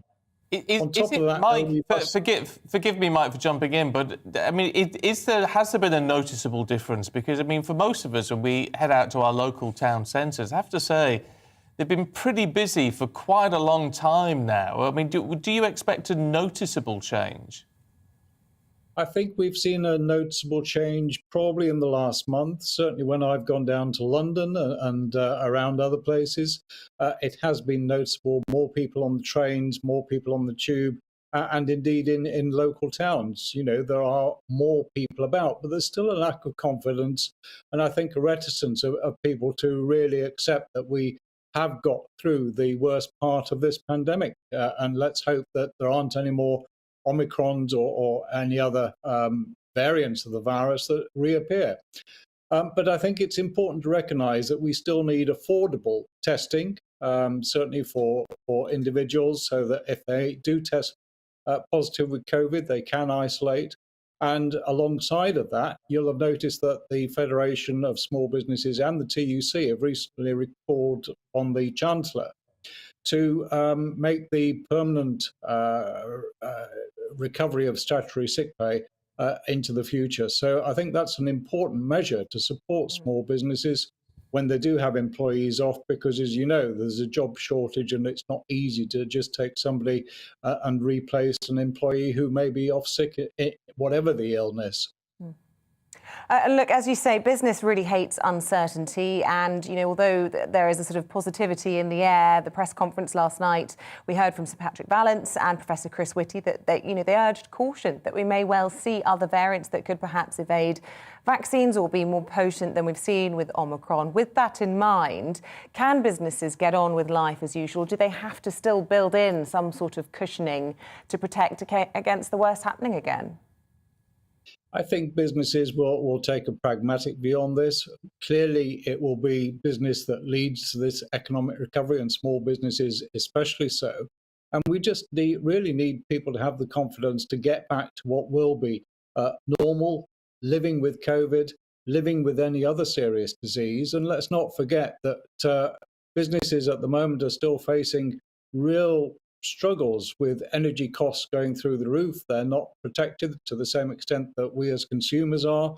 We've got inflation really raising its head again, and we've got the end of all support measures for COVID. So it's a very rough time looking forward, when we also have the national insurance increases that the government's still scheduling in for April. So it's rough times ahead. Let's get that confidence back. Let's get businesses creating the economic recovery that we desperately need, and let's move this forward.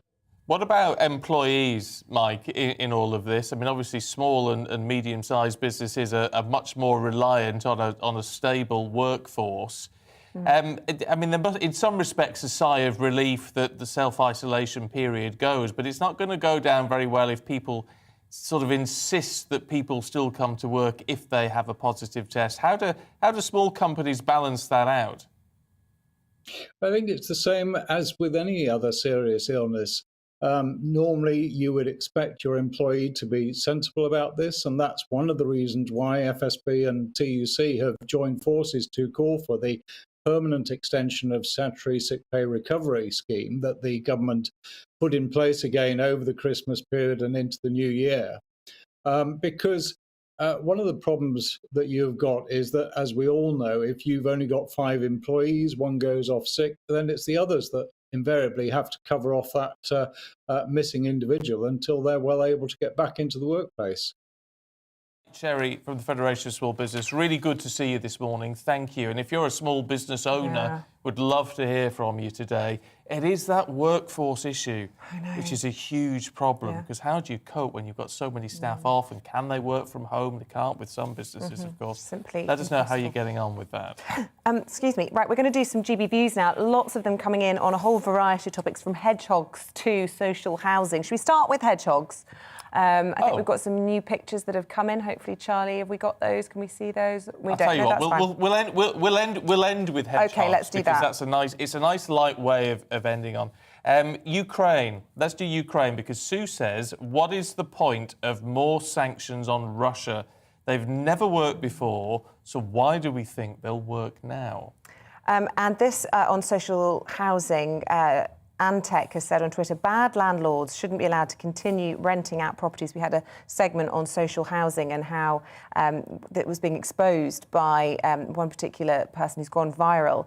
This one from, I can't read out their handle name, Fretacula Artica. She said, councils are caught between housing our ever-increasing population and limited resources from a council tax that is already too high. The only logical long-term solution is to reduce the former.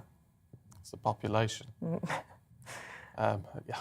Well, yeah, I mean, potentially. How do you do it?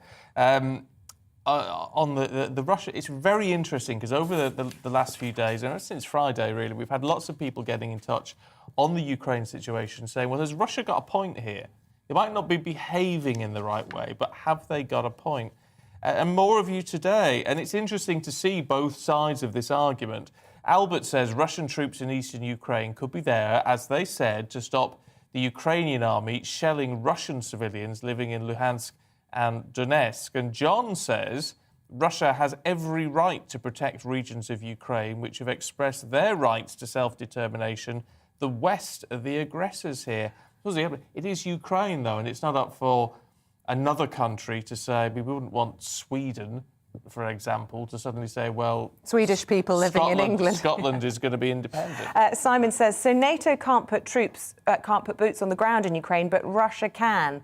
Smacking of hypocrisy there. Look, let us know your views. It's not a NATO country. All of that. It's not in the NATO alliance, so in effect, no. Not without triggering a world war.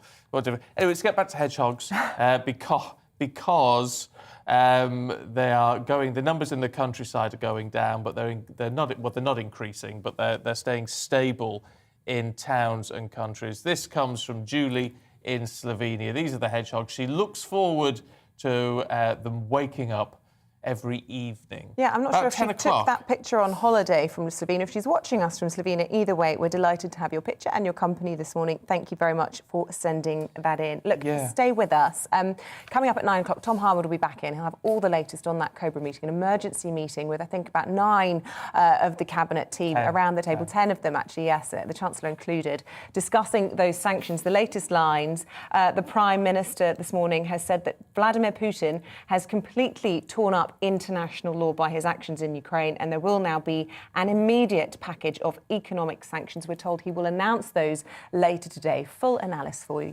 for you coming up in just a moment. But how tough are those sanctions going to be? Are they going to be tough enough to actually force perhaps the oligarchs who can then pressure President Putin to take a step back from this? Or is it all just part of another strategy? We'll try to get to the bottom of it if we can. Here's the weather. Good morning. Calmer today, but far from calm. Staying pretty windy, in fact, for the rest of this week, just not quite so stormy. We are going to see some further spells of wet weather sinking south. like today, for example. We've got this weather front driving its way in, already bringing some fairly heavy rain to parts of Scotland and Northern Ireland, continuing to track southwards into Northern England and Wales. So quite a wet start in this zone either side, largely dry, but the rain will spread into South Wales quite quickly this morning, then into parts of the Midlands and the southwest, easing off as it spreads into East Anglia and the southeast around the early afternoon. Following on, brighter skies, plenty of sunny spells, but a fair few showers for North Wales, Northern England, Northern Ireland, especially Western Scotland, where we'll see snow on the hills. It's breezy out there, but nothing like as windy as yesterday. Temperatures single figures across the north, but 11 or 12 further south. Through this evening, we'll continue to see the winds easing off. Clear skies for most of England and Wales. We'll see some showers keeping going in western Scotland, and then the wet weather returning here through the early hours, and a bit more snow likely over the hills. The wind's also starting to pick up. Frost likely in rural spots. Most towns and cities just about holding up above freezing to start Wednesday, and we'll start with quite a bit of sunshine, I suspect, over the Midlands and East Anglia and the southeast tomorrow. Generally fairly cloudy skies elsewhere. Wet weather across Scotland, pushing through the central belt, spreading into Northern Ireland during the day. Windy here as well. A few showers for the Midlands, Wales and the southwest, but I say a good chunk of England and Wales will be dry tomorrow. Temperatures 8, 9, 10 Celsius, but add on that wind, which will be picking up once more. It won't feel particularly mild. More weather systems coming in through the rest of this week. It stays windy, and particularly on Thursday, there could be some snow across the north. Another weather front bringing more rain across the northwest on Saturday.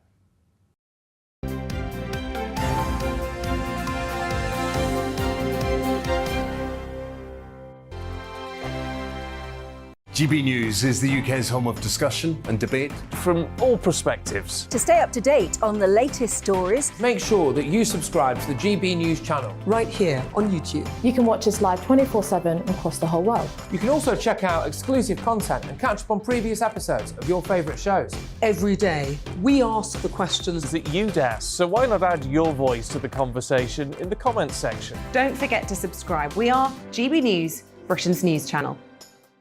Every night at 11 on GB News, we bring you the next day's stories the day before. It's basically like time travel. If it's a big story, we'll cover it, guaranteed. But we'll also have some fun along the way. Big opinions, big laughs. Sometimes big hair. This is Headliners, the paper review show that won't send you to sleep like the others will. 11 p.m, 7 nights a week. Join us.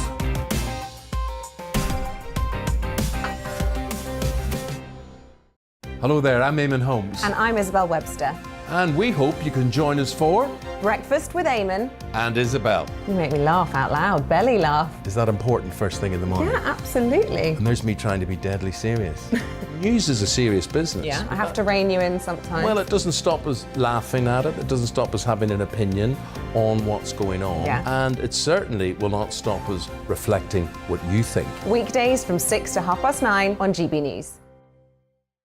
I'm Dan Wootton. Join me Monday to Thursday from 9 to 11 for the feistiest and most fun news debate on TV, where free speech reigns. I'll bring you a sharp take on the day's biggest stories, bombshell newsmaker interviews, and A-list guests. And I guarantee you, no spin, no bias, no censorship, and no reason to go to bed. That's Dan Wootton tonight, Monday to Thursdays from 9 on GB News.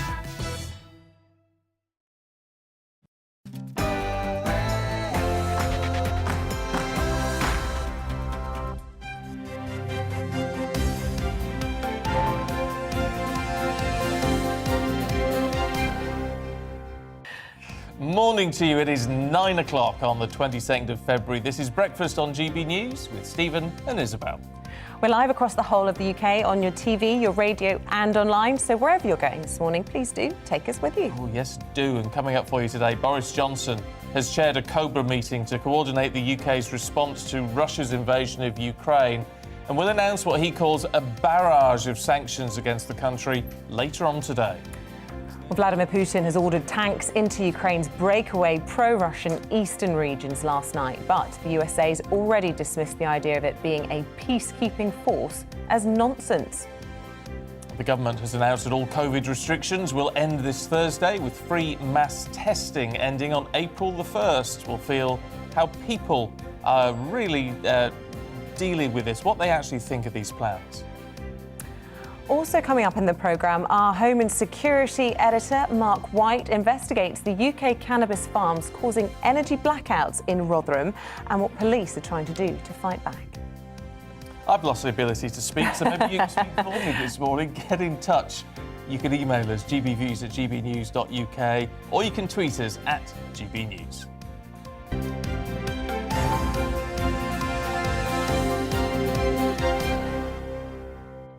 So we've had word from the Prime Minister this morning after that Cobra meeting, which started at 6:30 this morning. Sanctions, we're told, are heading in Russia's direction at some point today. Let's get the very latest from our political correspondent, Tom Harwood, who's been monitoring all of this since the early hours. Morning, Tom. So what is the very latest? Well, the very latest is that around lunchtime today in Parliament, we will hear that what's being described as the first in a barrage of sanctions. It seems to be that this will be a gradated system whereby the further that Russian troops incur onto Ukrainian sovereign territory, the greater the sanctions will be. So we will hear exactly what that first group of sanctions will be at around lunchtime today in Parliament. It's got to be said that also there's great pressure from UK cabinet ministers with regard to countries in Europe and what they will do. Defence Secretary Ben Wallace has this morning been encouraging European countries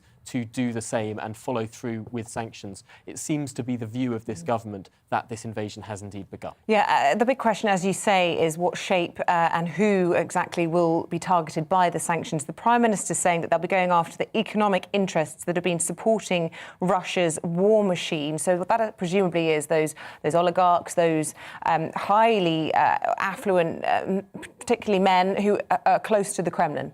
Exactly. The people in the circles of Vladimir Putin. So this will be incredibly targeted sanctions, most likely what we've been hearing about from the model of these Magnitsky-style sanctions that have been applied to some people from more nefarious countries around the world. So what we're looking at potentially is the access of Russian oligarchs to funds in London, property in London, schools in the United Kingdom even, which are very popular with Russian oligarchs and their families. So targeting those sanctions first at those closest to the Russian president. This needs to be a Western alliance approach, doesn't it? This has to come from, I mean, not only the United States, which we would expect, but also from European nations as well, if this is going to have any impact. Oh, absolutely. And I think that the UK can do a lot in terms of how many Russian oligarchs we know have liked to make their lives in one of the world's greatest cities, in London. But also, there are many European countries who rely very heavily on Russian gas. They need to really step up now if they want to act as a united West to do something about that reliance, that 40%, around 40% of Europe's gas comes from Russia. Will they be bold in trying to scale that down, and how will they do it? The big question on the table, something that the UK, that the US and some of the Baltic countries have been pushing for, is the abandonment of the Nord Stream 2 pipeline, a new pipeline being built across the Baltic Sea, trying to funnel Russian gas into particularly Germany. Will that now be abandoned? That's a big question. Yeah. OK, Tom, thank you. I know you'll be looking at this in a lot of detail in the briefing at 9:30. Thank you. Let's turn our attention now to Sir Tony Brenton. He joins us, former British ambassador to Russia. A very good morning to you and welcome to the programme. Look, significant announcements from the British government this morning, following on from that emergency COVID meeting that went on, it must be said, for a number of hours. We're hearing that the Prime Minister and the government indeed believe that Russia has now invaded Ukraine. Do you think that this measure, this barrage, as the Prime Minister describes it, of sanctions, will be sufficient to deter Putin? Well, no, but to come back to the word invasion, it's quite striking that Boris, in the statement he's just made, referred to, your correspondent Tom Harwood referred to graduated sanctions, and Boris said, in the event of a full invasion. So even Boris is recognising that what's happened so far is bad. It's the occupation of Ukrainian territory, but it took place without anyone fighting. They were invited in, all of that. But on the sanctions point, and I think I probably said this on this programme before, in the Kremlin, they care much more about national security than they do about national economic prosperity. They view Ukraine, and particularly the prospect of Ukraine joining NATO, as a direct threat to Russian security. Putin, in his rather rambling diatribe last night, referred to the prospect of NATO nuclear weapons in Ukraine as a dagger at Russia's heart. They really believe that. They care about that much more than whatever the economic effect may be of our sanctions. And so if they do decide on a full-scale invasion, and I don't think they've done that yet, but if they do decide on a full-scale invasion, they will go ahead quite independently of whatever sanctions we contemplate. Look, can I ask you, Tony, do you think that this is a move in which that President Putin wants to stay in these annexed areas, or do you believe, and this is a man we should remind our viewers, you've met him many, many times, do you think this is some sort of strategy that could end up giving him what he wants to take back to Moscow? I think what's going on, quite briefly, is this is an extra turning of the screw to try and get the West to talk about Russia's demands. Now, it's a pretty inept one. It's made it actually harder for the West to make any concessions than easier. But I think Putin's view is that if we really demonstrate to the West that this really matters to us and we're going to go à l'outrance if necessary, then the West may find some sort of compromises for us.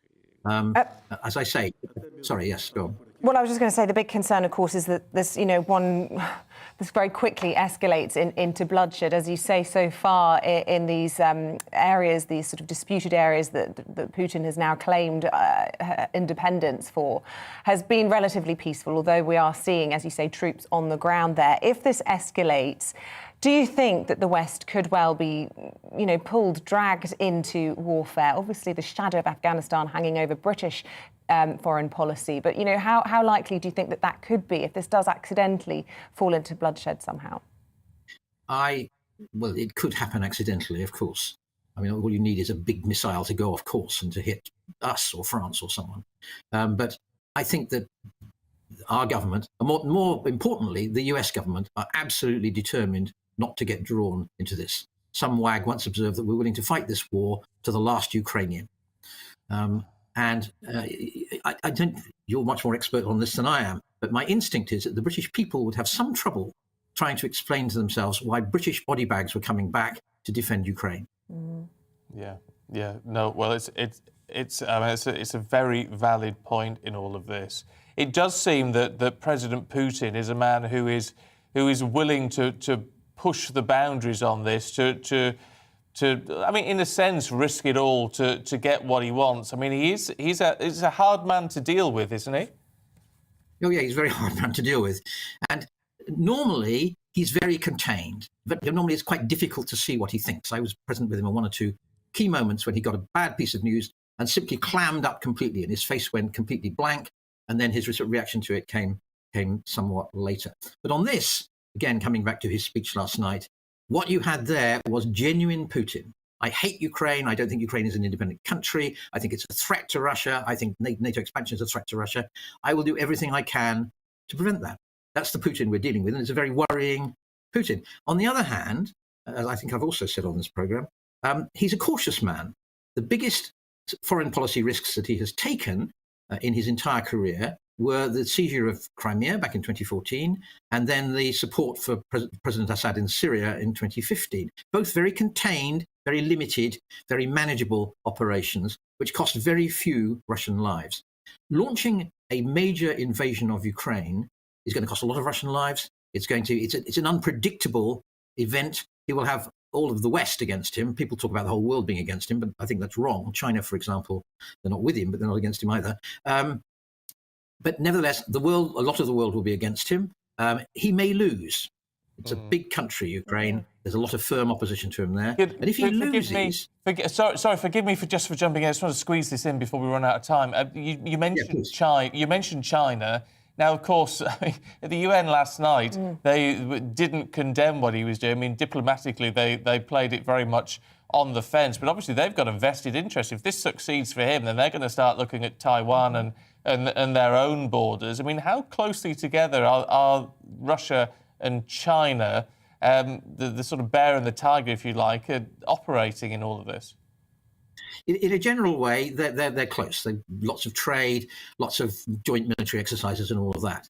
On this, the Chinese will not explicitly want to get involved, but they want to sit back, watch what's going on with a certain amount of pleasure, because, of course, when Biden became president of the United States, he said our principal foreign policy target is China. And he's now been totally distracted by Russia. And that, from the Chinese point of view, is good news. Look, the Prime Minister, having chaired this Cobra meeting this morning, came out and he's been speaking to some news agencies. He said that there's been a failure to stand up to Russia since 2014. You mentioned the annexation of Crimea. Would you agree with that statement, or do you think it goes back further than that? Well, the trouble is, if you look at the annexation of Crimea, it happened very quickly. And by the time people were thinking about what they might do about it, it was over. It was done, and there was nothing to be done. We've seen at every step, what I've just said, Putin calculates his moves, and they're moves which are often have happened by the time anyone thinks about dealing with them. Now, looking forward, if what the Prime Minister is arguing is that we should be much tougher going in, you come back to the question of, OK, do we put troops in? Do we go to war with Russia?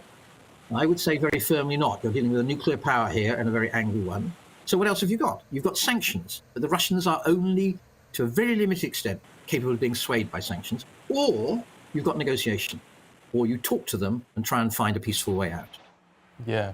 Well, look, so Tony, really good to talk to you this morning. As always, it's great to get your expertise.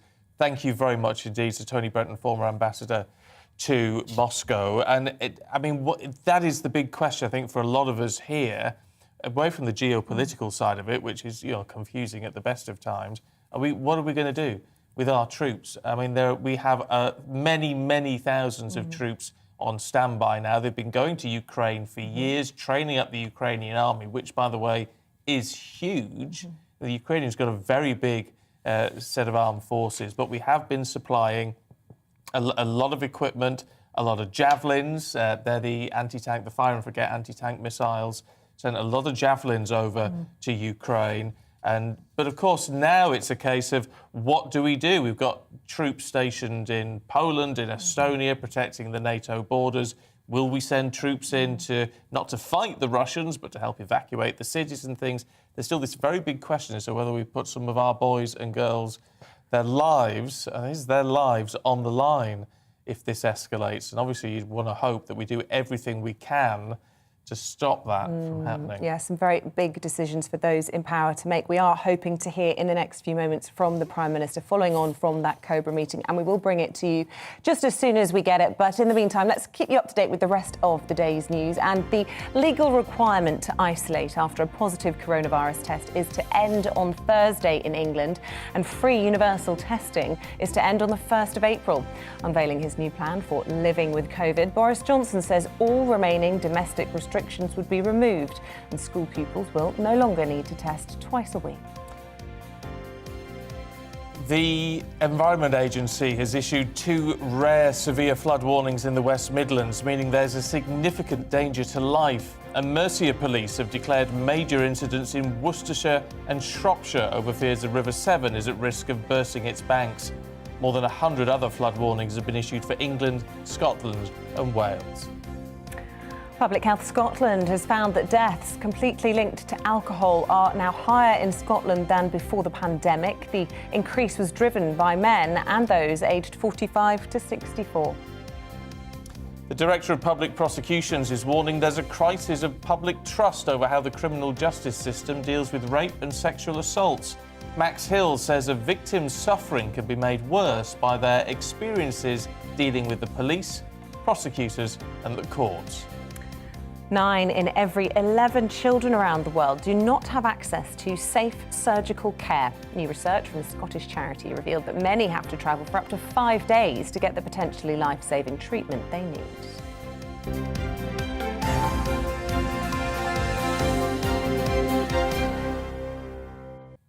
So that emergency Cobra meeting kicked off at 6:30 this morning, looking at the implications of Russia's move into Ukraine, into that Ukrainian sovereign territory. It went on for several hours. The Prime Minister emerged and had this to say. This is, I should stress, just the first barrage of UK economic sanctions against Russia, because we expect, I'm afraid, that there is more Russian irrational behaviour to come. And the sad thing is that at every turn in this crisis, the UK's pessimistic predictions have been vindicated. We said that there would be false flag operations, and there have been false flag operations. We said that there would be provocations in the Donbass, and that's exactly what we're now seeing. And I'm afraid all the evidence is that President Putin is indeed bent, as you said just now, on a full-scale invasion of Ukraine. So, I mean, it is, as I mean, it was saying, this sort of grading of sanctions, and as Tom was explaining beautifully earlier on, this grading of sanctions, so the further Russia goes in, the more sanctions can be applied. But this is going to have to be across the whole of the EU and across all NATO states, in effect, and the United States, to make this work, to have any impact. But will Putin care? Yeah, that's the big question. Yeah, look, a really fast developing story, and do stay with us on GB News throughout the day, because we will be bringing you all the latest on those sanctions. But let's reflect on some of the views. You've been getting in touch all morning this morning. Billy says the world was never more at peace than it was under President Trump. Jimmy tells us this is the new energy war in Kuwait, Libya, Iran and Iraq. It was all about oil. This is about gas, pure and simple. But it's important to look at it from the other side. Because if you're ever going to come to some sort of agreement, you need to see all sides in this, whether you like them or not. Linda raises a valid point, because you talk about all these states that broke away from the USSR. Ukraine is different. It is different. And Linda says, I don't think Putin's statements are all baseless. Ukraine does have a historic connection to Russia. Kiev was once the capital of the Russian Empire. And so it was. And so perhaps, we need to look at it's not saying that, Putin should just get what he wants. But if you're going to come to some sort of agreement, you need to look at all sides of this. Keep your thoughts coming through. It's really good to hear your views. gbviews@gbnews.uk. We're going to lighten the mood now. It's 9:17 and we're going to reflect on the big success story, really, for Team GB of the Beijing Olympics. That was the women's curling team. They brought home our only gold medal from Beijing. Eve Mearhead, Millie Smith, Vicky Wright, Jen Dodds, Hayley Duff all performed at their peak and comfortably brought home the gold medal against a very strong Japanese team. And I'm proud to say we can welcome them all to the programme. We're also joined in the studio by Paul Coit, who will also be asking some questions this morning. So good morning to you all. First of all, to you, Eve.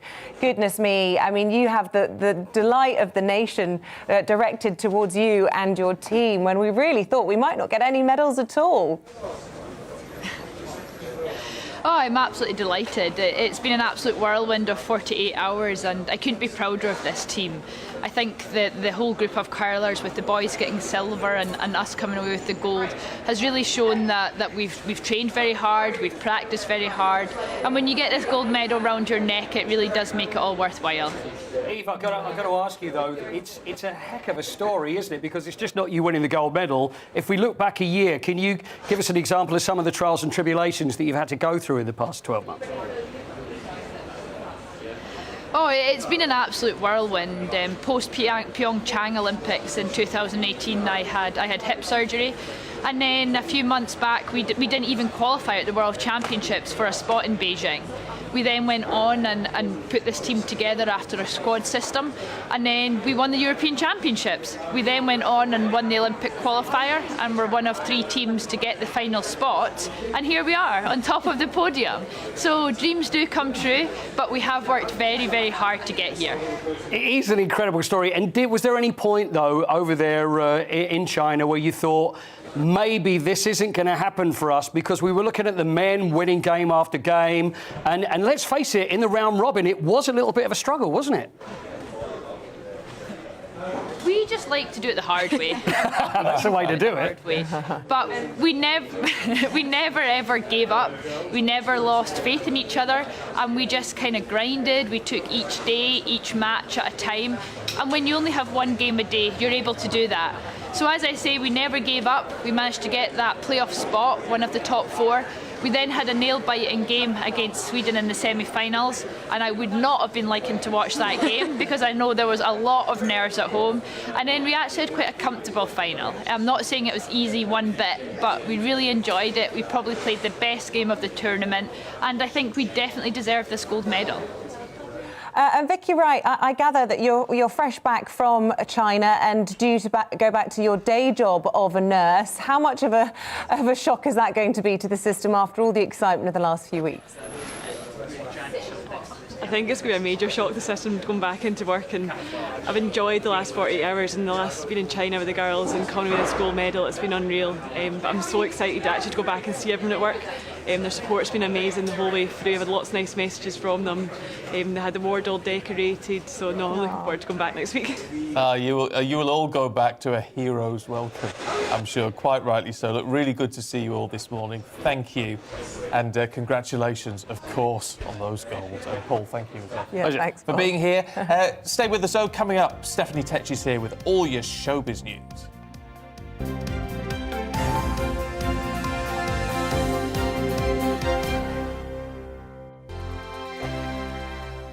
GB News is the UK's home of discussion and debate from all perspectives. To stay up to date on the latest stories, Make sure that you subscribe to the GB News channel right here on YouTube. You can watch us live 24/7 across the whole world. You can also check out exclusive content and catch up on previous episodes of your favourite shows. Every day, we ask the questions that you'd ask, so why not add your voice to the conversation in the comments section? Don't forget to subscribe. We are GB News, Britain's news channel. Every night at 11 on GB News, we bring you the next day's stories the day before. Basically like time travel. If it's a big story, we'll cover it, guaranteed. But we'll also have some fun along the way. Big opinions, big laughs. Sometimes big hair. This is Headliners, the paper review show that won't send you to sleep like the others will. 11 p.m, 7 nights a week. Join us.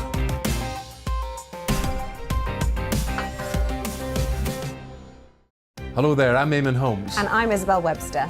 And we hope you can join us for Breakfast with Eamonn. And Isabel. You make me laugh out loud, belly laugh. Is that important first thing in the morning? Yeah, absolutely. And there's me trying to be deadly serious.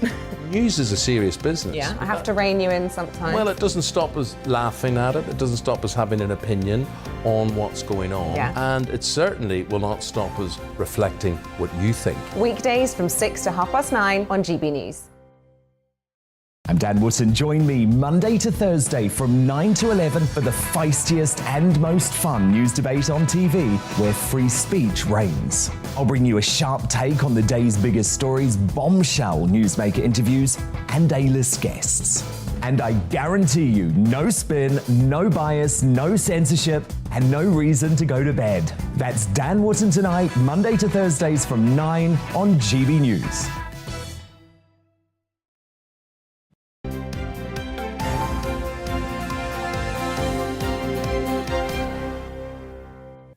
Oh, at 9:23, my showbiz queen is here, Stephanie Tetchy. I love you. I'm so flattered. I love you so much. Stephen. What have we got this morning? OK, Britney Spears is fighting back. We know her conservatorship came to an end last year, and now she signed a deal for an £11 million book deal. So it's going to be a memoir about her side of the story. Recently, her sister came out with her own memoir called Things I Should Have Said, and she made some damaging claims about Britney in there, saying that she locked her up in a room with a knife and all this stuff. So it was a really public spat between them now. So now it's Britney's time to set the record straight. Oh, good. Me, OK. Trouble on set for Indiana Jones? Yes, this film has just been plagued with so many troubles even before it's got to the cinema. So basically, Harrison Ford was a real-life action hero yesterday because apparently he saved one of the crew members from a heart attack. Oh, my goodness. He realised that the member was suffering and then he called for a medic. At the moment, we don't know what the condition is of the medic, but luckily Harrison Ford was there to save the day. Oh, thank heaven. Now, I believe in growing old gracefully. Yes, I do. This is why I'm this grey. Look at that. Madonna does not. Yeah, Madonna can't do nothing right on social media. She put up a picture of her looking ever youthful as... Oh, we're very youthful. You know, very youthful. And but people have said she looks like a 16-year-old. Yeah, come in on. that The picture. filters, the They're like, the filters. filter is just overboard. But the thing is, Madonna can't get a break. If she's naked on Instagram, people are going to complain. If she looks too young, people are going to complain as well. So I tell you who's older but proud Yeah. and going strong, Paul McCartney. Yes. anyone who's going to Glastonbury this year, they're going to see The long him. awaited. After 2 years. All us Glasgow fans are waiting to get back to Worthy Farm. He's going to be headlining on the Sunday, but at the age of 80, which he's going to be turning in June, he's going to be the oldest performer to take on stage there. Fantastic. A Beatles at Glastonbury. We'll end on that note. Stephanie, we have to leave it there. Thank you so much for joining us. Love you too. That's it from us. Up next, Tom Harwood with the briefing. See you tomorrow. Good morning. Calmer today, but far from calm. Staying pretty windy, in fact, for the rest of this week, just not quite so stormy. We are going to see some further spells of wet weather sinking south. Like today, for example, we've got this weather front driving its way in, already bringing some fairly heavy rain to parts of Scotland and Northern Ireland, continuing to track southwards into Northern England and Wales. So quite a wet start in this zone either side, largely dry, but the rain will spread into South Wales quite quickly this morning, then into parts of the Midlands and the southwest, easing off as it spreads into East Anglia and the southeast around the early afternoon. Following on, brighter skies, plenty of sunny spells, but a fair few showers for North Wales, Northern England, Northern Ireland, especially Western Scotland, where we'll see snow on the hills. It's breezy out there, but nothing like as windy as yesterday. Temperatures single figures across the north, but 11 or 12 further south. Through this evening, we'll continue to see the winds easing off. Clear skies for most of England and Wales. We'll see some showers keeping going in western Scotland, and then the wet weather returning here through the early hours, and a bit more snow likely over the hills. The wind's also starting to pick up. Frost likely in rural spots. Most towns and cities just about holding up above freezing to start Wednesday. And we'll start with quite a bit of sunshine, I suspect, over the Midlands and East Anglia and the southeast tomorrow. Generally fairly cloudy skies elsewhere. Wet weather across Scotland, pushing through the central belt, spreading into Northern Ireland during the day. Windy here as well. A few showers for the Midlands, Wales and the southwest, but I say a good chunk of England